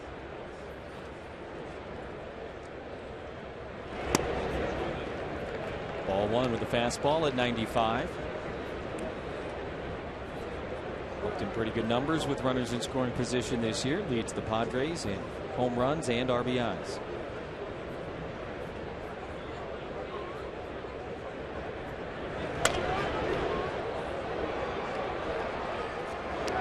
This is who you want up in this situation for the Padres. Trying to get back the run that Seattle got. Maybe add another couple on top of that.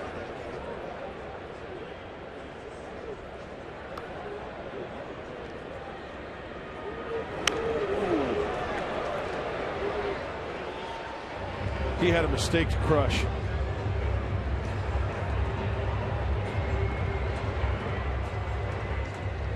Nailed it back behind the plate. Check out Fox Tracks where this ball is. Middle, in, more in than middle. But that's the ball that Justin Upton can get to quickly. We've seen that this year. 2-2.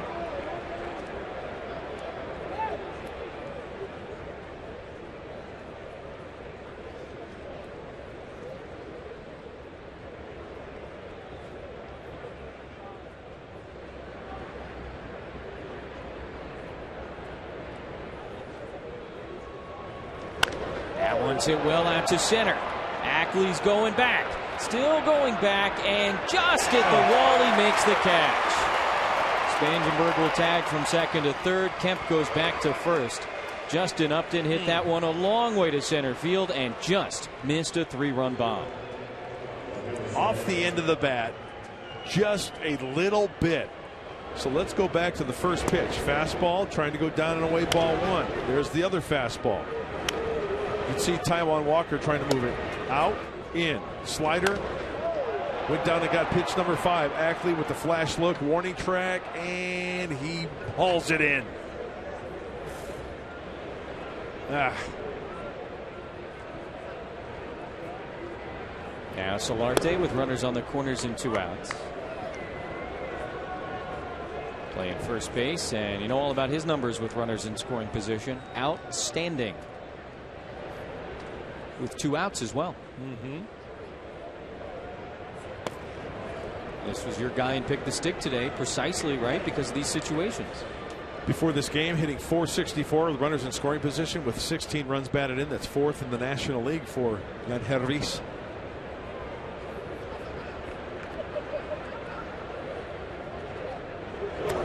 He hit the ball well his first time out. Remember, he lined to right field to Nelson Cruz. He squared it up. Pitch was a little bit down, and he just whacked him. Buddy Black putting a run producer in the 5-hole tonight. I like it. Kemp goes on 3-0, and he rips this one to right field. And again, Nelson Cruz is there to make the catch. Padres threatened here in the 6th. Couple of hard hit balls, but they can't cash in. Still 2-1.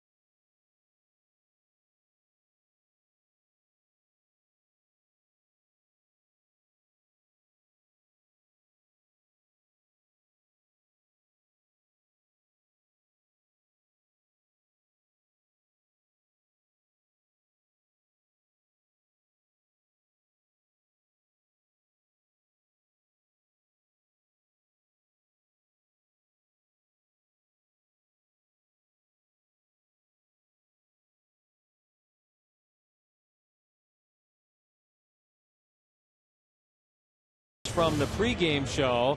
Nobody took James Shields. He's got 8 strikeouts. Will Venable was chosen. Logan Morrison, we've seen get a base hit here tonight. Albert Pujols, never a bad choice. Former Padre Nick Hundley, tough night against the Halos so far. What do you think? Well, if you want to play along, go to DraftKings.com and enter the promo code Friars. And if you did not pick James Shields, that's a missed opportunity. 8 strikeouts for the Padres starter. He's allowed just the 1 run on 6 hits. And usually Bud Black, the manager for the Padres, lets his pitchers go 105, 110 pitches. Sure. If the situation dictates. That's always the caveat there, right? Kyle Seager takes ball 1. Not going to leave a guy in for 110 pitches if he's struggling. But if he's doing his thing, correct, he's keeping you in the game. Sure.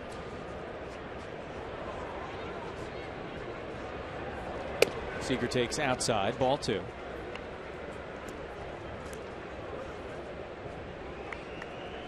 Hit the ball on the ground a couple of times, 0 for 2. Good numbers in his career against James Shields. Well, everything's away big time. Action in the Friar bullpen. Looks like Dale Thayer. There's a strike right down the middle, 3-1. Thayer warming in the bullpen out in left field.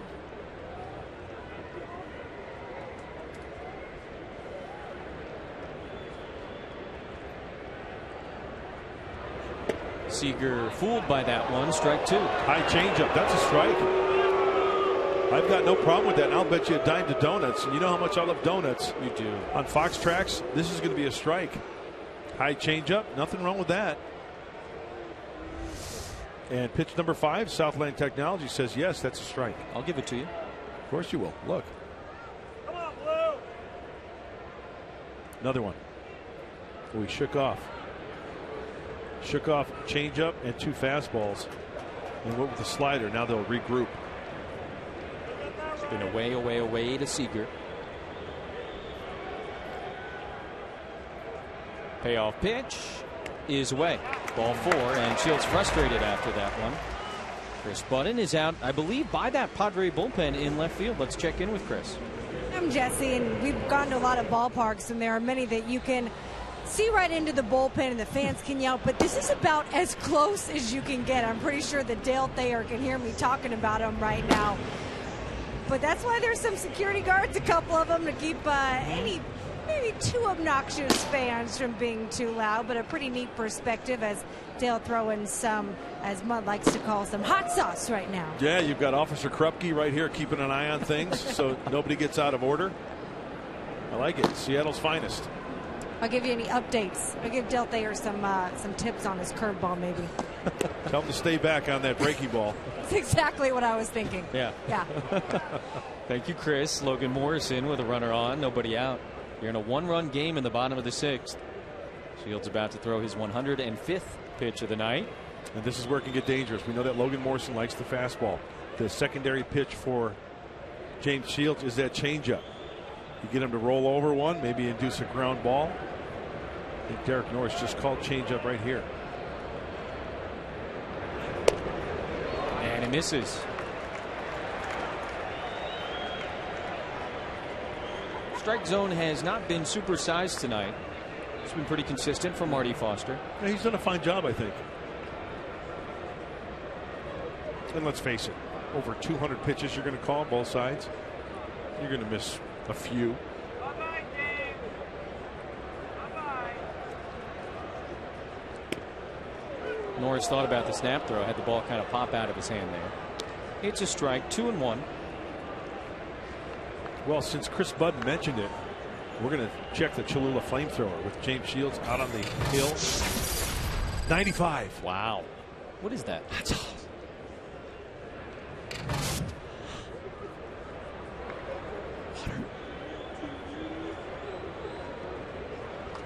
But it's not all about the fastball. We know that.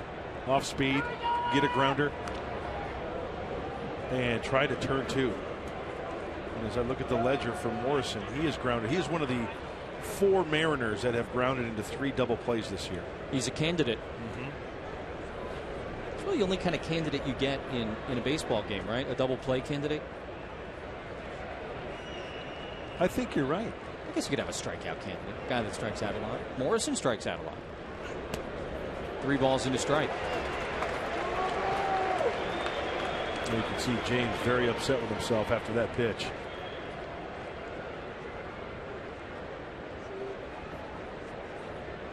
Zunino, a couple of homers last night on deck, and tight moment in this ball game. They are warming. Morrison taking the deep breath. James Shields trying to pitch out of a jam.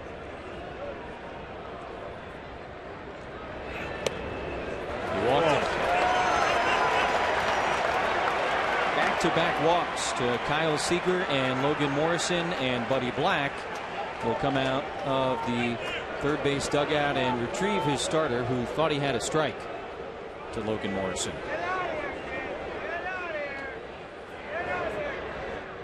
Shields not happy with a couple of calls in that last at bat.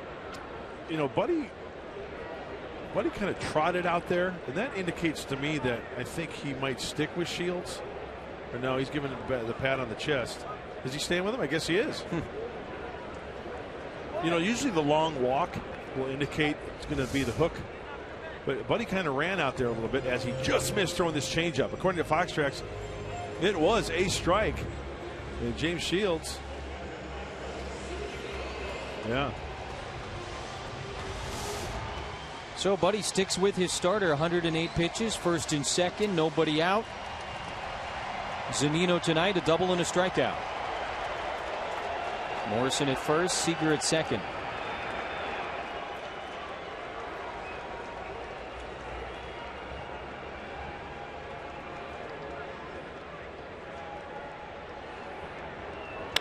First pitch swinging, and he hits it in the air, foul down the right field line. Now, Jesse, I ask you, you're a baseball fan, and you mentioned it earlier before the game about James Shields being the ace, right? Yeah. This situation, I have no problem with leaving your ace in this situation. That's what he's here for. Even though he's up there, he's thrown 105, 110 pitches before. He can still make good pitches, but he's your guy. Zunino squares to bunt, and he pushes it up the first base line. Interesting. 0-2.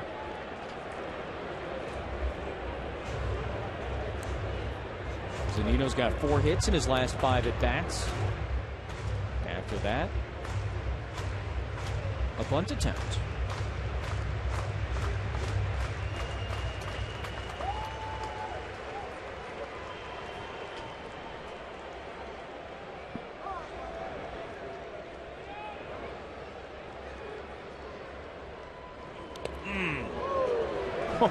How does Derek Norris stop that one?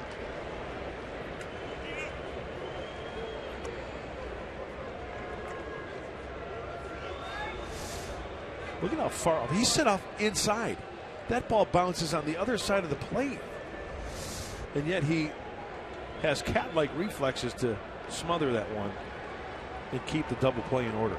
Zunino has struck out almost 40 times already this season. And there's another changeup from James Shields, and that's a big first out here in the bottom of the 6th. 9th strikeout of the night for Shields. Second time that Zunino has gone down swinging. Back to pitch 1. Fastball away. Good location. There's the bunt attempt. Now he's really in a hole. Nice block by Derek Norris. Swung out and missed to the changeup. He's got the combio working. So there's the 1 out. And now Ackley takes ball 1. Shields working hard here in the 6th inning. Walk to Seager, walk to Morrison. Struck out Zunino. And now the center fielder.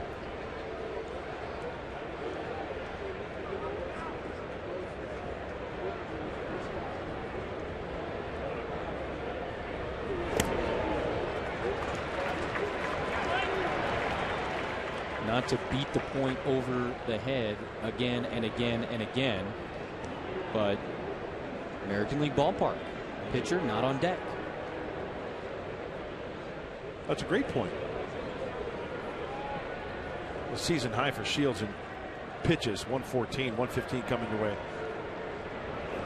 And it's a ground ball, could be two. Amarista, yes. Double play. James Shields gets the strikeout and the double play. And the ace comes through in the 6th, and the Padres still have the lead. He's all fired up. Got the ground ball right to shortstop. Amarista did the rest. We go to the 7th. Padres on top, 2-1.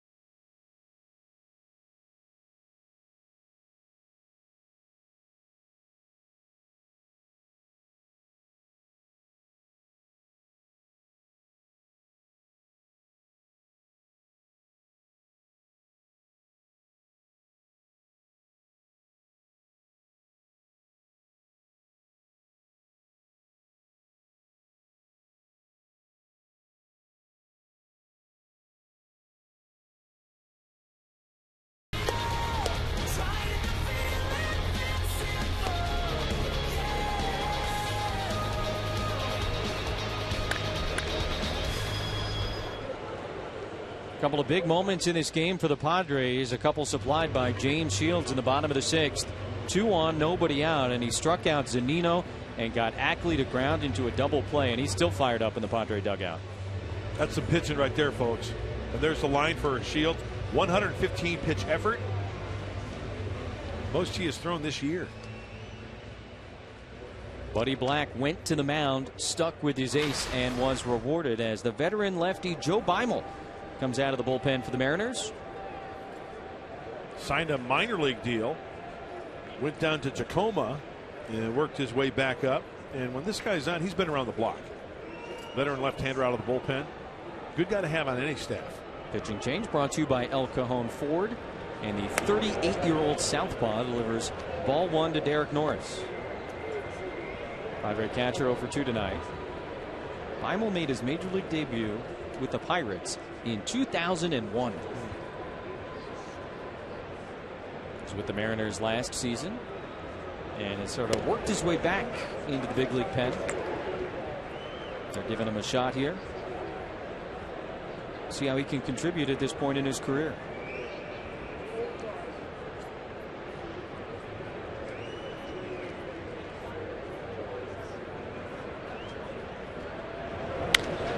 Norris pops it up right side. Cano going back. Cruz coming in, and Cruz will make the catch. Always a little bit adventurous with Nelson Cruz out in right field. Boy, James Shields, last inning. He battled. There's a small handful of pitchers in the major leagues who in that exact situation are going to be given the pat on the chest from the manager as opposed to the hook. We saw that, Buddy Black. And as I mentioned, as Brandon Mauro heats up, he's your ace. He's the guy that's supposed to be out there in situations like that. I don't care if it's 90 pitches or 110 pitches or whatever the case may be. He made his pitch. And once again, positioned perfectly to turn the 6-3 double play.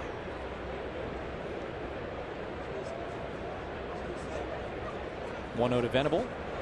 And he breaks his back, goes the other way. It's a base hit. One out single for Will Venable.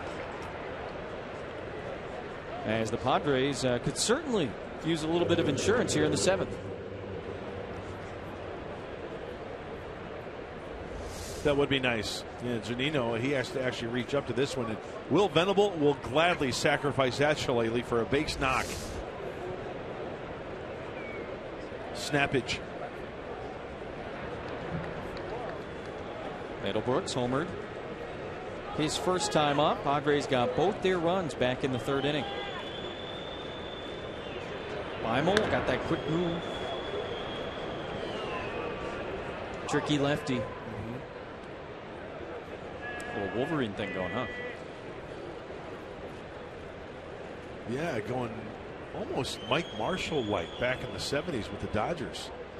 Serious mutton chops. Another check on Venable. Goes back in standing this time. Wolverine's a good call, though.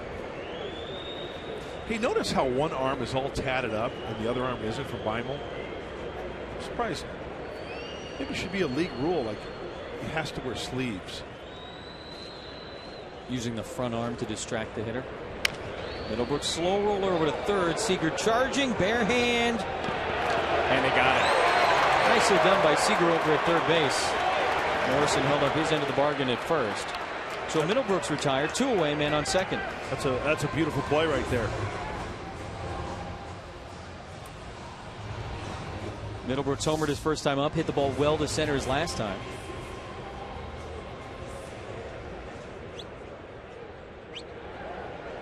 That's that Gold Glove working over there at third base, and the nice stretch just gets Middlebrooks. So Venable at second base, 2 away, and with Alexi Amarista due up against the left-handed Beimel, we're going to get a pinch hitter, Jed Jerko.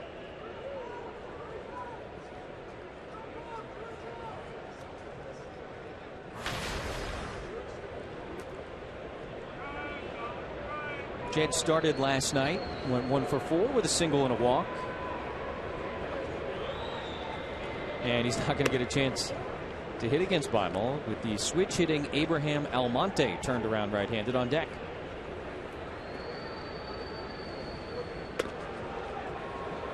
It's always an interesting pinch hitting appearance, right?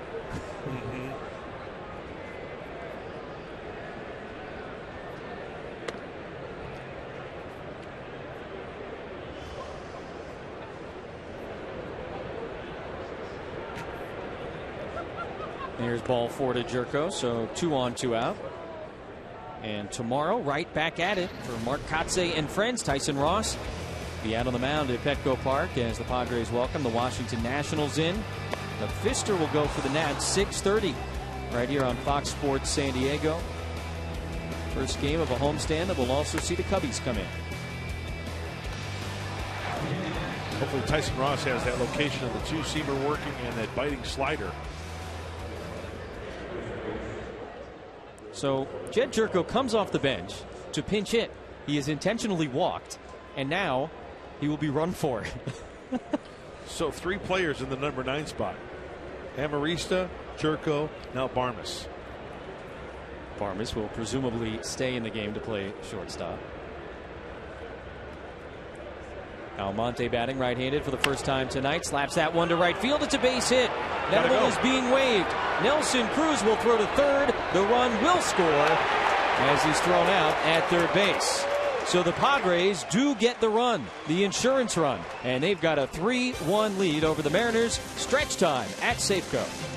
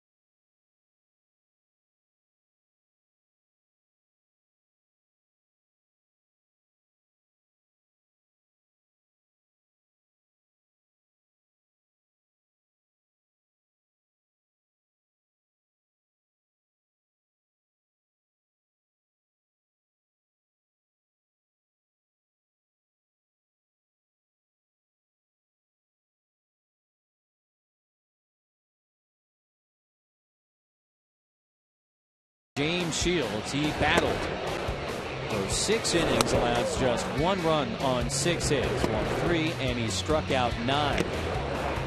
He had the pitch count up over 100 in the bottom of the 6th. He had walked 2 men to start the inning, and he was left in after a mound visit by Buddy Black.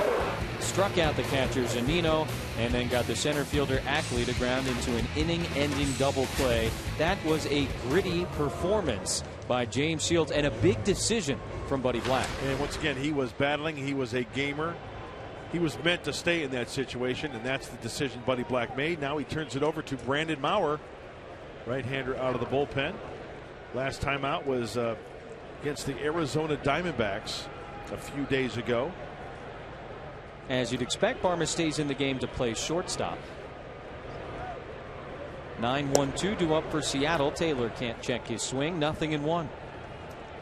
Mauer's been very tough on right-handed hitters this season. They are hitting just 148 against him.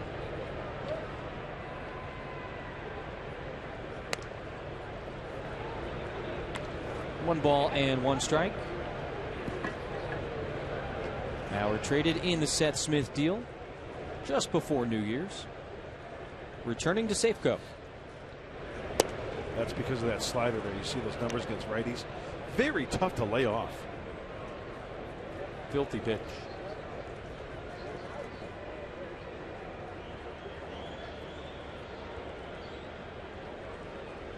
One-two to Taylor, and he lays off that time, and it's strike 3 called.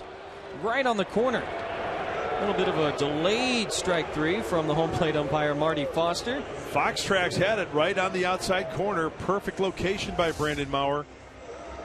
Slider looked more like Jake Taylor on that one. Nasty pitch.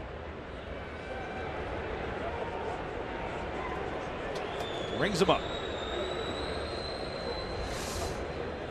So Maurer gets the first man, and now he will face the guy he was traded for.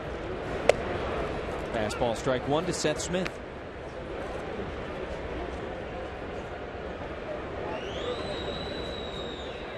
Maurer came up through the Seattle organization. Smith, 1 season as a Padre last year. Strike 2. Nice changeup from Maurer.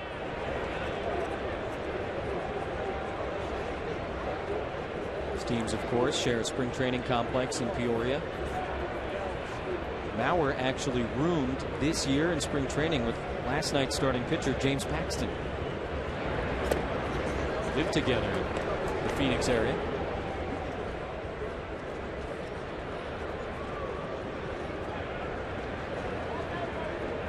It's gotten that time of the night where you switch from the hat to the beanie. 1-2 to Smith. Down by the feet. You can see the breath of the players. Yeah. No, it's cold. Yeah. During the day, the temperature never got above 53, 54. Rained all day.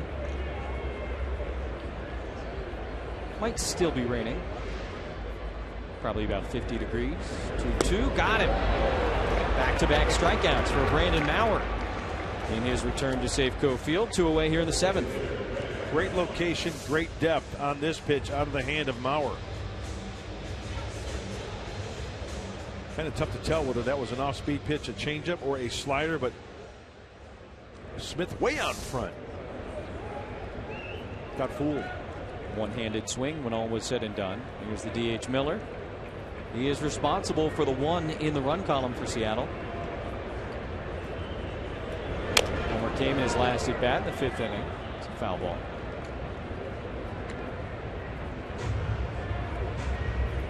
You like the way he sets up in the batter's box. Yeah, it's kind of a unique way of doing it. Every hitter has their own certain way. It's whatever works, of right? Getting locked in. There it is. Got the sweet stirrups too. Love it. It's that one to third. Middlebrooks was playing in, spins, and throws him out. Nicely done at third base by Will Middlebrooks. Didn't have a lot of time to react, but he did. 3-1 Padres as we go to the 8th in Seattle.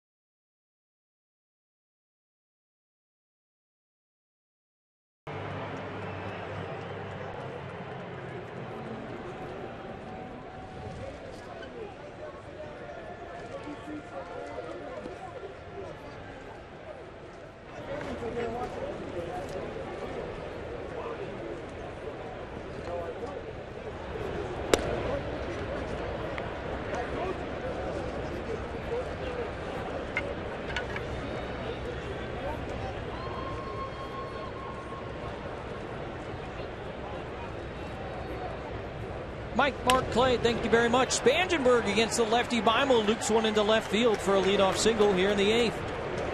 Beimel left in to face Spangenberg, and Corey promptly goes the other way for a leadoff single. Going after him early. Lefty on lefty. Who says you have to hit on the sweet spot? Just a little tennis lob in the shallow left field.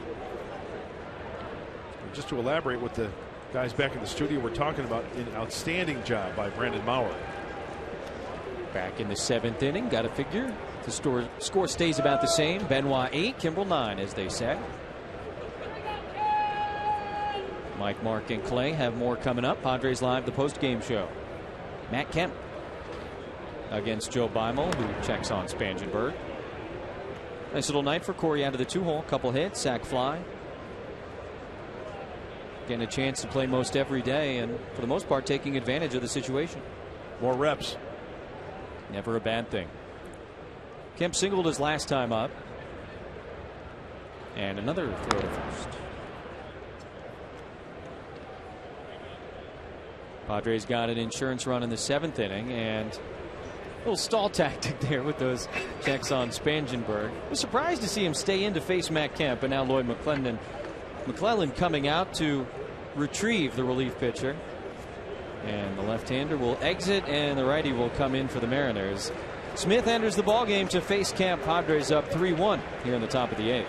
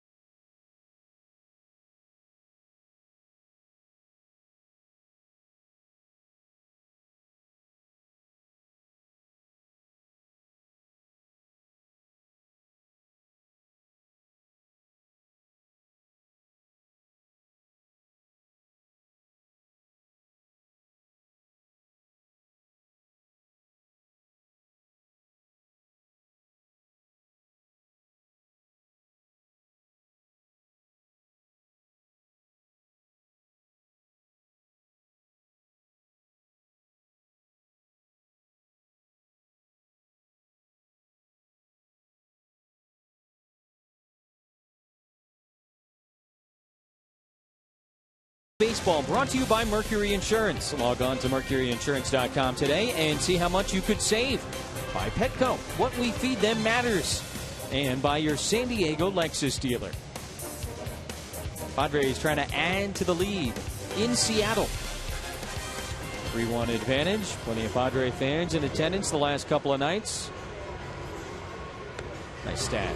Carson Smith, young right-hander, relieves Joe Beimel, who gave up a leadoff single to Corey Spangenberg here in the 8th. Pretty nice splits for the homegrown Mariner. Limited opponents hitting 115 average. And his big league debut last September 1st as a call-up. He had a nice September last year, 2014 as a call-up. 9 appearances, 8 innings, only gave up 2 hits. He's got some good stuff. Slider, fastball, changeup. 89 to 96. Carson. Went 20 straight games between the start of his career last September and the beginning of this season without allowing a run. Nice way to start your career as a reliever. Now he's got to deal with Matt Kemp. See if Spangenberg is doing anything here at first base. Certainly a possibility. There he goes. Zunino's throw down. Not in time as it goes into center field, and Spangenberg's going to end up on third.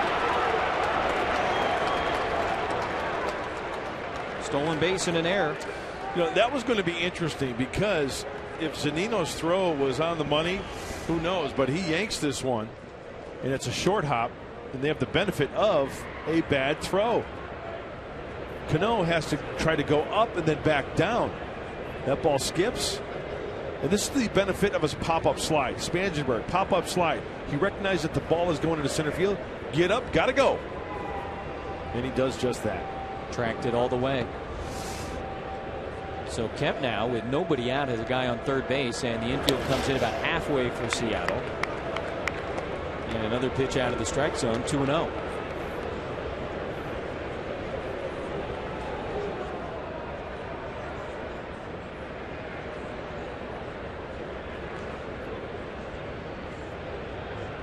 Fly out, ground out, single in his 3 trips. Ooh, big swing. 95 from Carson Smith. Boy, what a funky delivery also from Smith. Almost kind of slinging it a little bit. You see Glenn Hoffman talking to Corey Spangenberg, leading off in foul territory. Saw Carson Smith in spring training. Now, as a runner, you want to lead off here, but when you go back to the bag, you want to go up the line. Why? Because if the catcher throws down, if he hits you in the back, it's a hang with him for the catcher. There's no runner's box there. If you go in a straight line, then the catcher has to throw to either side of the bag.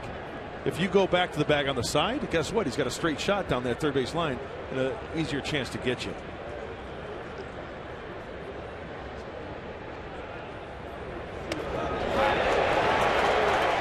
Smith bounces back to strike out Matt Kemp. 1 away. There's that slider we were talking about. Out of the zone. Sharp breaking.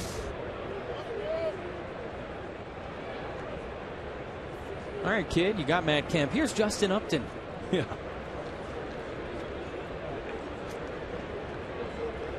DHing tonight.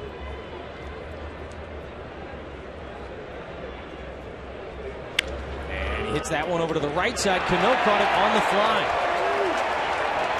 Soft liner with the infield playing in. He's able to make the play. 2 away.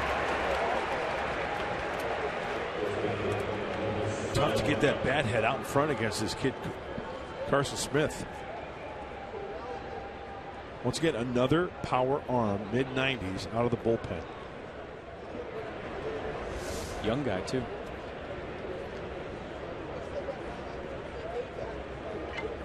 Nicely done by Cano at second. Sinking line drive. Padres had a runner on third, nobody out. Now 2. That one gets away. Spangenberg's trying to score, and he's safe. The speed of Corey Spangenberg on full display here in the 8th inning. He basically scored that run all by himself.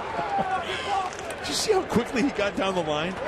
No hesitation. Why? Exactly. And because of the huge secondary lead, the good secondary lead. Once that pitcher, Smith, starts to go towards home plate, you hop, hop, hop. He sees daylight, and how close is it? It's a race to the plate. The foot is in there before Zunino's tag. Safe. Huge run for San Diego.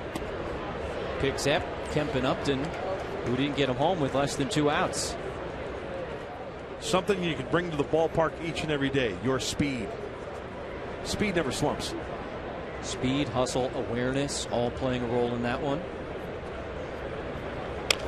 I think that's a great t-shirt. Speed never slumps. I mean, the counter to that, if we're doing, speed cliches, is that you cannot steal first base. You often hear about these guys, oh, you could steal 80 bases. Yeah, but he's getting on 20% of the time. Not saying that's the case with Corey Spangenberg, but got to get yourself aboard, and that's what he did. Pop-up slide into second base. He saw daylight into center field. Bang, third base. Leading off third base, secondary lead, daylight. Run for San Diego. Great job by Spangenberg this inning. Solarte swings and misses.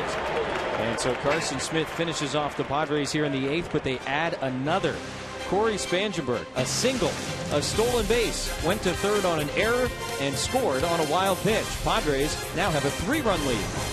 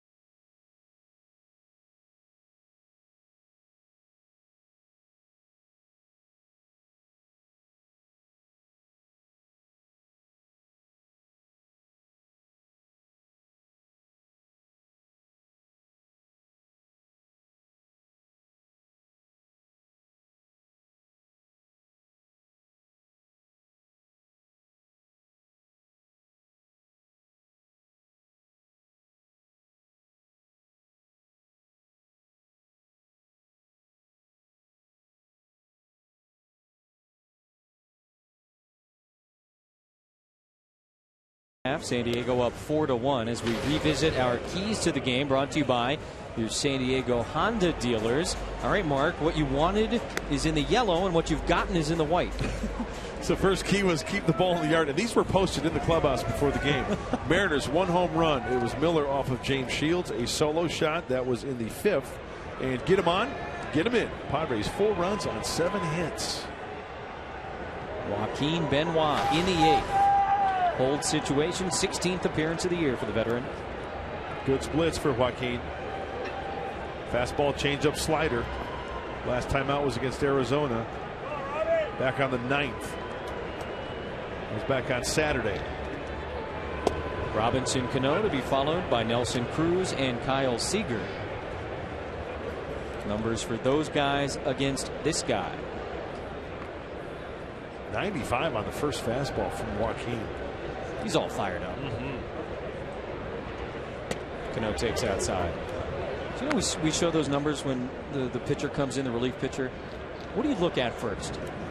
I look at splits. The righty lefty, the average. And then I look at walks innings pitched. And in this early in the season, as we take a look, a little high on the walks. ERA, you can just throw out the number, I think. Yeah. Because one bad outing, it just skews that number. For instance, a guy might have 13 outings, and one of those outings he gives up a 6 spot, or 4 or 5 runs, and it just messes up the ERA. Might only get an out or 2 before he's taken out. What are you looking at? Same thing. That's why I was asking. I look for, versus lefties versus righties, batting average, right, and then walks, strikeouts, innings. That's where my eyes go.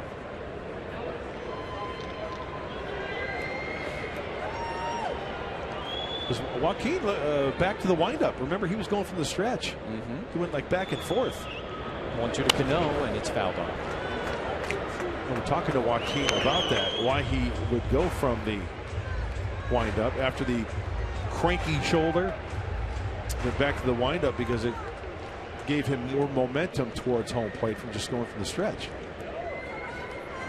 Relieved a little pressure off that shoulder. Method to the change.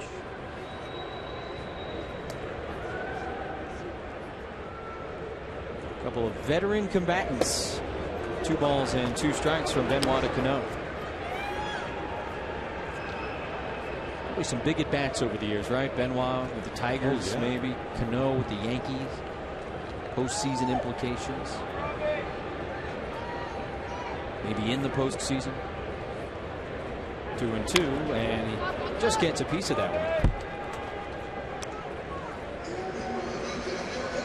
As you said, we last saw Joaquin that crazy game Saturday night in Phoenix. Pitched a scoreless 8th inning.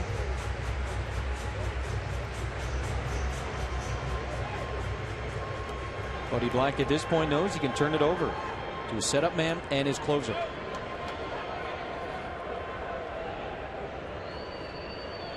James Shields went 6. Mauer pitched a perfect 7th with a couple of strikeouts, and now we have turned to Joaquin Benoit in the 8th.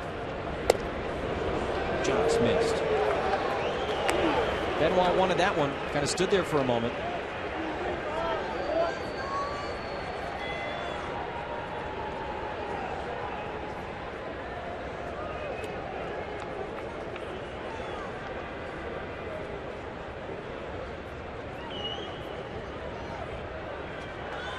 Pitch 7. Everything's away.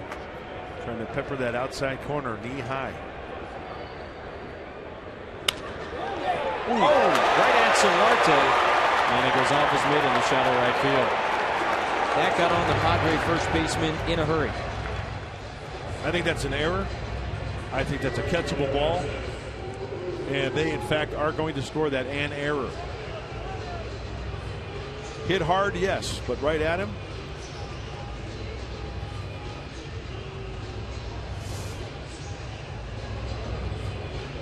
Yep.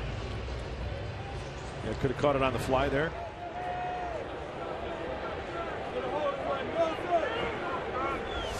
Tried to backhand that ball rather than palm up. It was palm down. And now Nelson Cruz.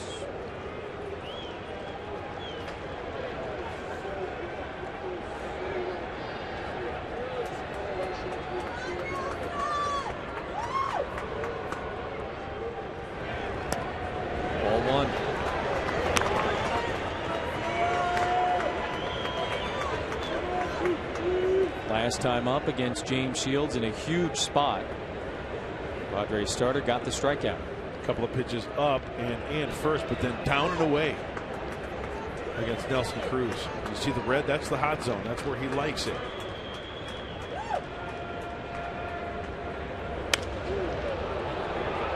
Coming into tonight, Cruz leads all of baseball in home runs. Leads the American League in average. Second in the AL in RBIs.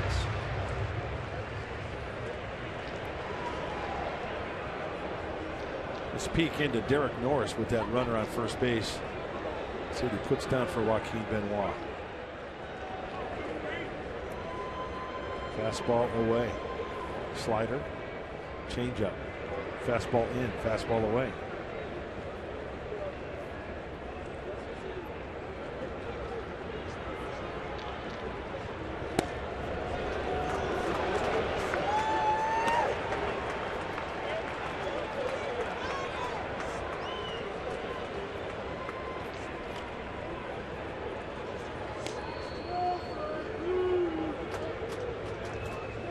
Cano reached on Solarte's error.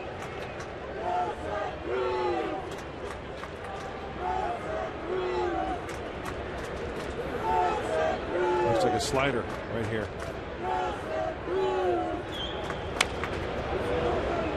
Two balls and two strikes. Benoit having to face the teeth of the Seattle order here in the bottom of the 8th. Tyson Ross on the hill tomorrow night, 6:30. Nationals will be in downtown San Diego.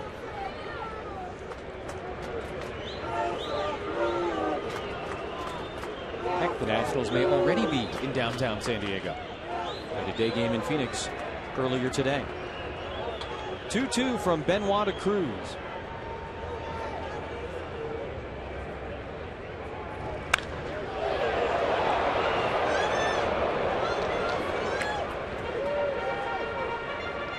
Reading up on Nelson Cruz coming into this series, and look, obviously he's contributing at the plate. The numbers are ginormous so far. You get the sense he's almost the heart and soul of this team already. This is his first year here in Baltimore last season, but the way that his teammates have responded to him, reacted to him, rallied around him. Veteran leadership. Yeah. Plays with a certain calmness about him. Doesn't panic. I mean, the guy's been around the block many, many times. Just hearing great things about Nelson Cruz, the teammate, and what he's meant to that clubhouse. Obviously has the numbers to back it all up. Tries to hold up on that pitch inside, and he does. 3 balls and 2 strikes from Benoit to Cruz.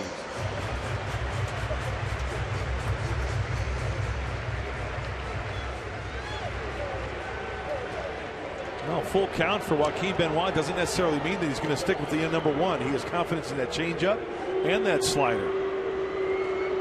Slider. Fastball away. Get it out there.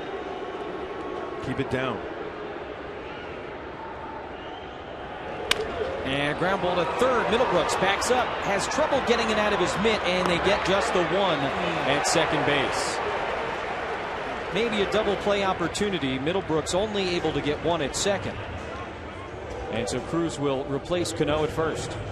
Just juggled it. Could not find the handle. Let's check it out. 1, 2, 2.5 steps. Very close still at first base. Well, that's the important thing. They get the lead runner. And hey, nice job by Corey Spangenberg hanging in there and trying to turn it. So Cruz at first base, 1 out now, and Kyle Seager 0 for 2 with a walk.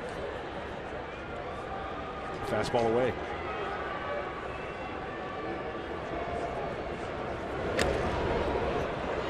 Tips that one at the plate, 0-1.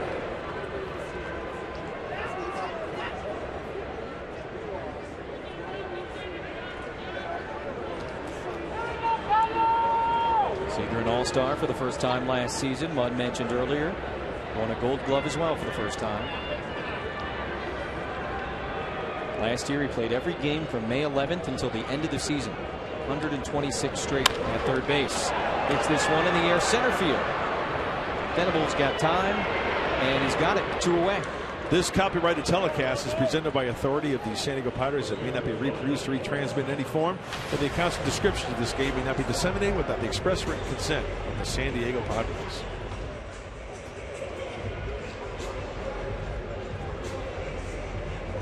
The changeup from Joaquin Benoit, a dandy, gets Seager way out in front, and you can mark down F8 on your scorecard.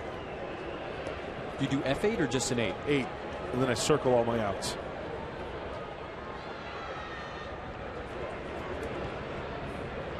Logan Morrison, 2 outs, runner on first, strike 1.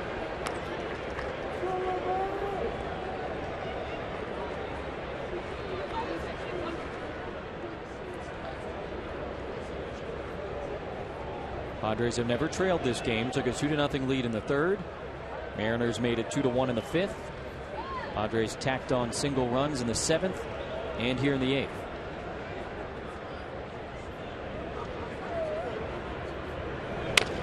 Check swing and sort of an excuse me offering. Benoit's got to make a tough play, and Solarte's forced off the bag.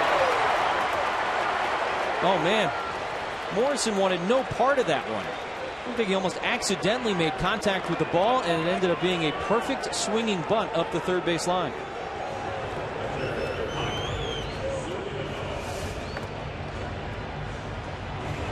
He wanted to hold up.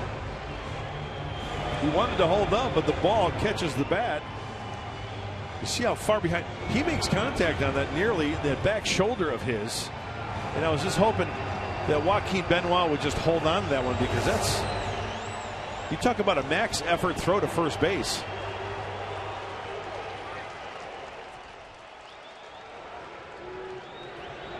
Tying run at the plate now for Seattle with 2 away. And Mike Zunino, who homered twice last night, is up. One of those better to be lucky than good situations for Logan Morrison.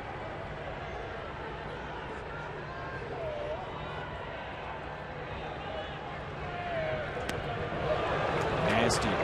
Good slider.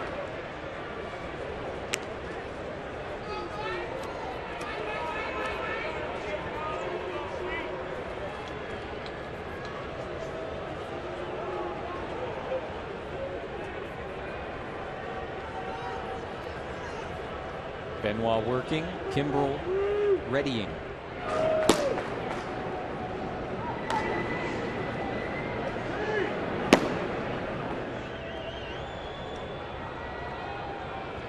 Zunino has struck out about as many times as most everybody else in the American League, or anybody else in the American League, including twice tonight. But you know he's got the pop.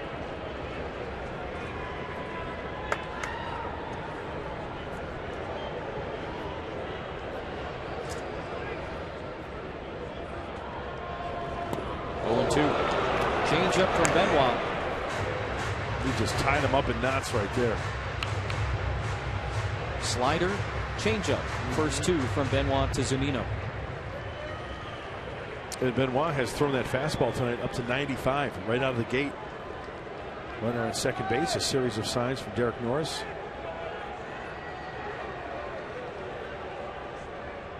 Roll it over, start over. And get some change up.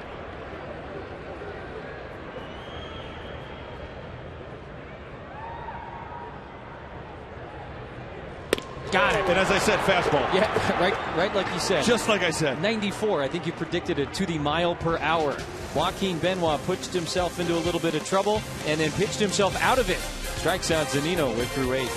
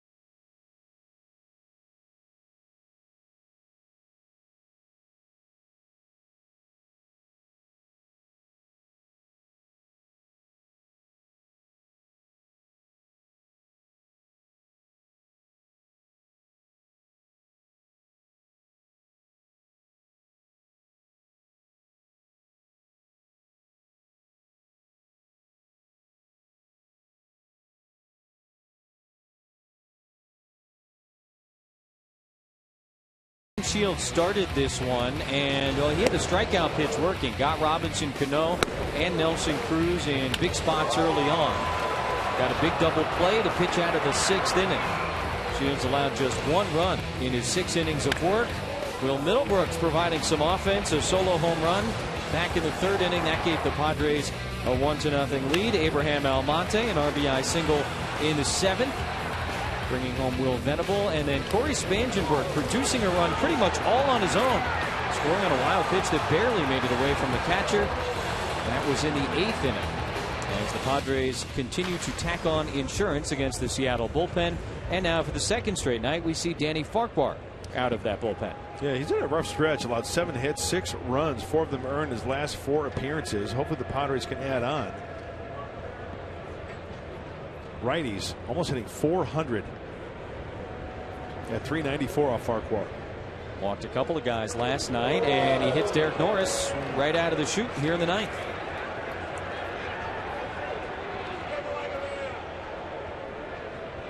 So with the Padres up 3 and Craig Kimbrell warming, a leadoff man aboard. Oh, that hurts too. That's right on the elbow. Derek does not wear protected. Looks like the tricep area.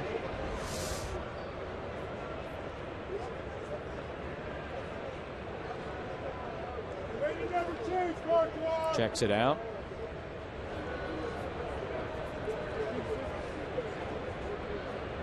Catchers. Leadoff man aboard for Venable. And Will swings at the first pitch. Grounded past the shortstop Taylor and into center field. Norris stops at 2nd. And the Padres continuing to swing a good bat tonight against the Seattle bullpen. 2nd hit of the night for Venable. Boy, he's been a nice story the last couple nights. He most certainly has been. First pitch, fastball, takes it right back where it came from. Taylor diving, at least try to get that lead runner at second base with the force, but nothing going there. Padres in business here in the 9th. 1st and 2nd, nobody out for Middlebrooks, who, as you just saw, homered in this game. And he takes strike 1. I've got a question for you. Yeah. And this is just me being a fan watching this game. I wonder if there's any history there between Farquhar and Norris. First hit batsman of the year, and I could be totally just.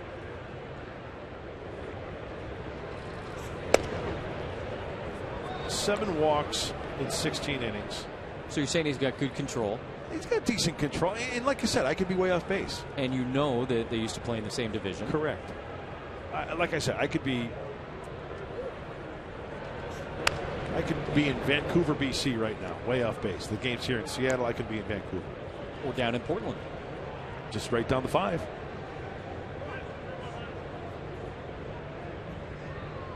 That hurts. Look at that. Oh, my goodness. Bruising already. Wow. It's going to leave a mark. Already did. You just showed it. Blows that fastball by Middlebrooks. That's the first out of the inning. Padres Live, the post-game show coming up after this one. A lot to talk about, not only here in Seattle, but around Major League Baseball. Farquhar will now work to Clint Barmes. So how about Will Venable, by the way? He's kind of playing sporadically, right? And he was in an 0 for 16. Now he's been playing most every day, and he's 8 for his last 16. Barmes bunts that one to 3rd. Seager with the bare hand. Gold glove play. Nice bunt from Barmes. Better play by the 3rd baseman Seager. 2 away. So you credit him with a sacrifice bunt there? I wouldn't. I wouldn't either. Oh, so they are going to rule that a 5-3, no sacrifice. Because he did try to bunt for a base hit. Both runners do advance. Runners on 2nd and 3rd. And the leadoff man, Almonte, back to swinging from the left side. Ball 1.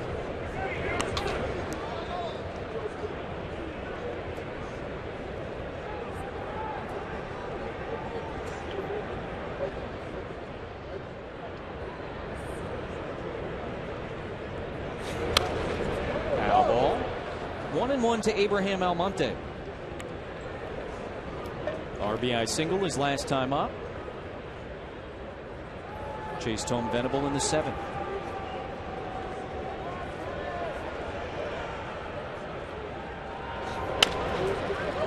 Another nice play. Seager throws him out. And the Padres unable to add here in the 9th, but Craig Kimbrell will be coming in to try and close it out for the Padres. Get your flames ready. Here comes the fireballer. Padres up 3 as we go to the bottom of the 9th in Seattle.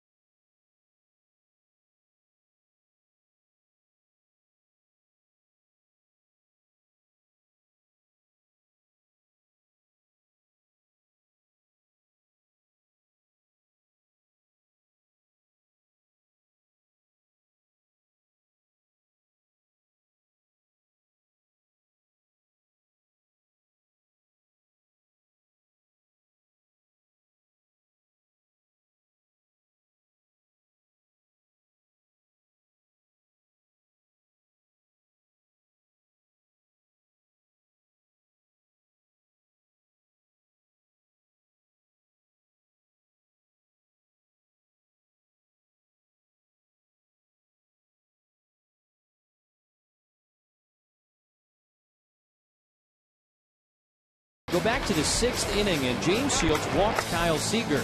He then walked Logan Morrison. And so with the pitch count over 100, he issues back-to-back walks in a close game. Buddy Black comes out to the mound, but he leaves him in. Gets Zunino to strike out for the first out, and then induces the 6-3 double play off the bat of Dustin Ackley. So James Shields got the vote of confidence from his manager, and he responded in a big way, getting out of the 6th inning, finishing the 6th inning, and in line for his 5th win of the season as Craig Kimbrell comes in to face Ackley, Taylor, and Smith. And plain and simple, that's what your ace is supposed to do. Get out of the jams. He does just that. So credit Brandon Maurer in the 7th. Benoit now enter Craig Kimbrell with the 3-run lead. There you see the splits. 17 strikeouts in 12 2/3 innings pitched for the flame-throwing right-hander. But he's pulled all the right strings tonight. Padres a 3-run lead as they hand it over to the very capable Kimbrell. 8-9-1 due up, and that's ball 1 to Ackley.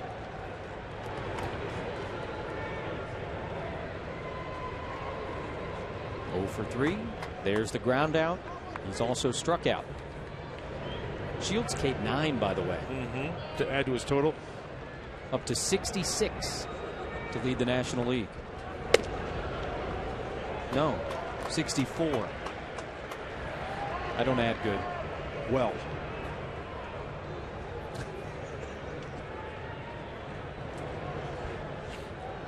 You don't speak good either. No, I speak well. I don't add good. The difference. There's a strike. 2-1 at 97. That's right on the edge. Free and easy at 97.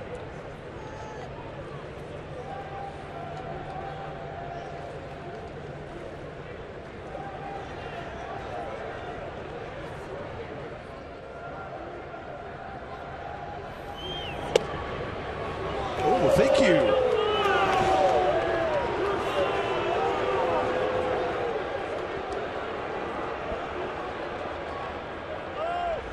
There's that last pitch from Craig Kimbrell.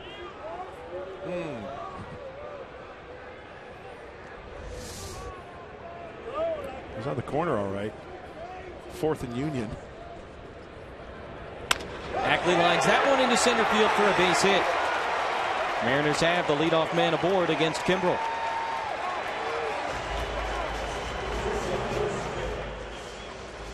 Against a hard thrower like Craig Kimbrell, that's exactly what hitters need to do. Ackley just getting that bat head, a nice, short, quick stroke. Trying not to do too much.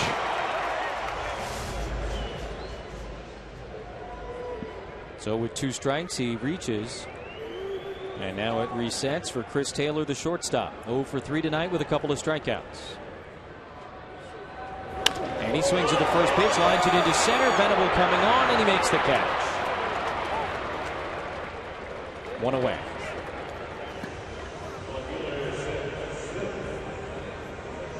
One of those low line drives, and Venable does a nice job tracking it. Seth Smith.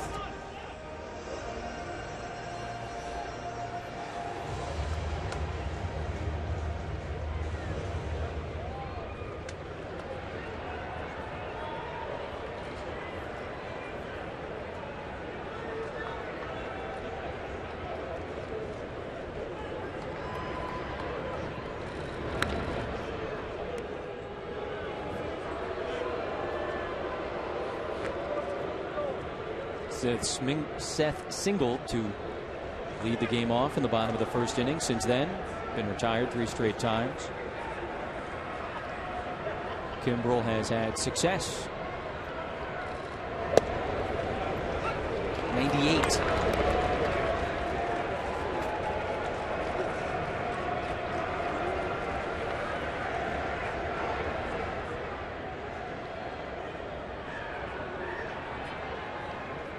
One could say that Seth Smith is a double play candidate. Bounces that one in. Nice stop by Norris. He is grounded into 3 as well, as I mentioned earlier. Padres unable to do the usual Seth Smith shift with the runner on first. Playing him a little bit more straight up. Double play depth. Middlebrooks off the line at third.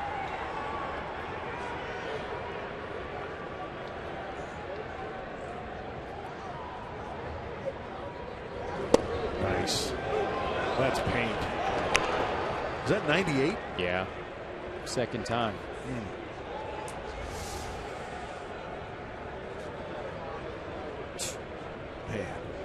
Gets there in a hurry. Yeah, how do you get that bat head down to there and square that up?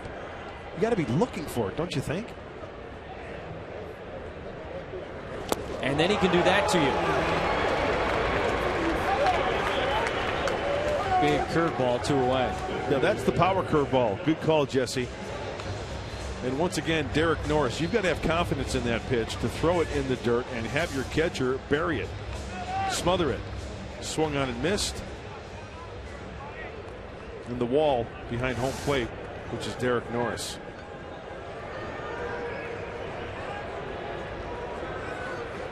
Brad Miller, all that's standing between Craig Kimbrell and his 10th save of the year.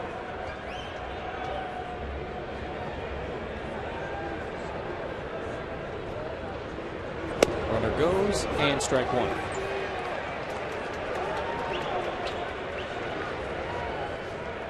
So Ackley eliminates the force at second base.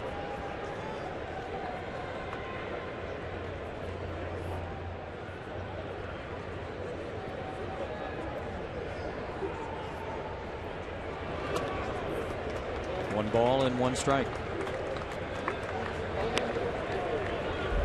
Last time out, of course, Kimbrell had the 35 consecutive save streak ended by the Diamondbacks, looking to start a new streak here tonight against Seattle.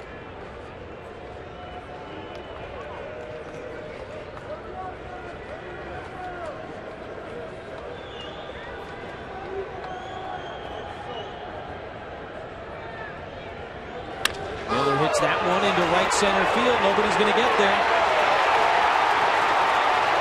Miller drives in a run, ends up at second base. 4-2 game, and the tying run will be coming to the plate, and it'll be Robinson Cano.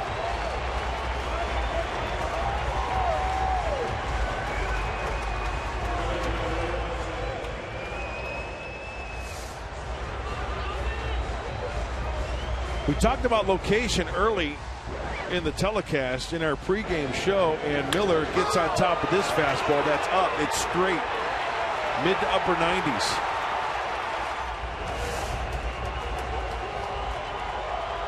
Quick stroke. Getting to that baseball.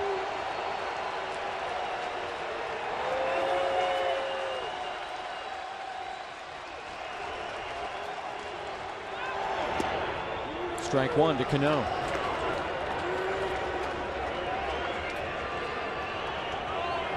Reached on an error his last time up.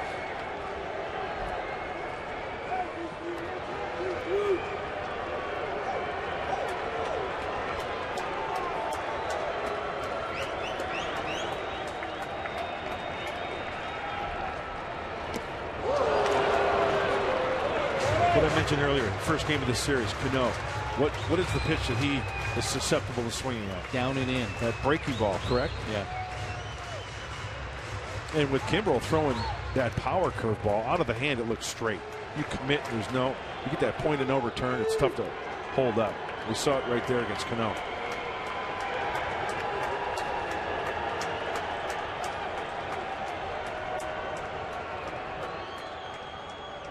Oh, 2 to Cano. In the dirt, ball one. Mariners making it interesting here in the bottom of the ninth. RBI double from Miller. Kimbrel entered with a 3-run lead, now a 2-run game.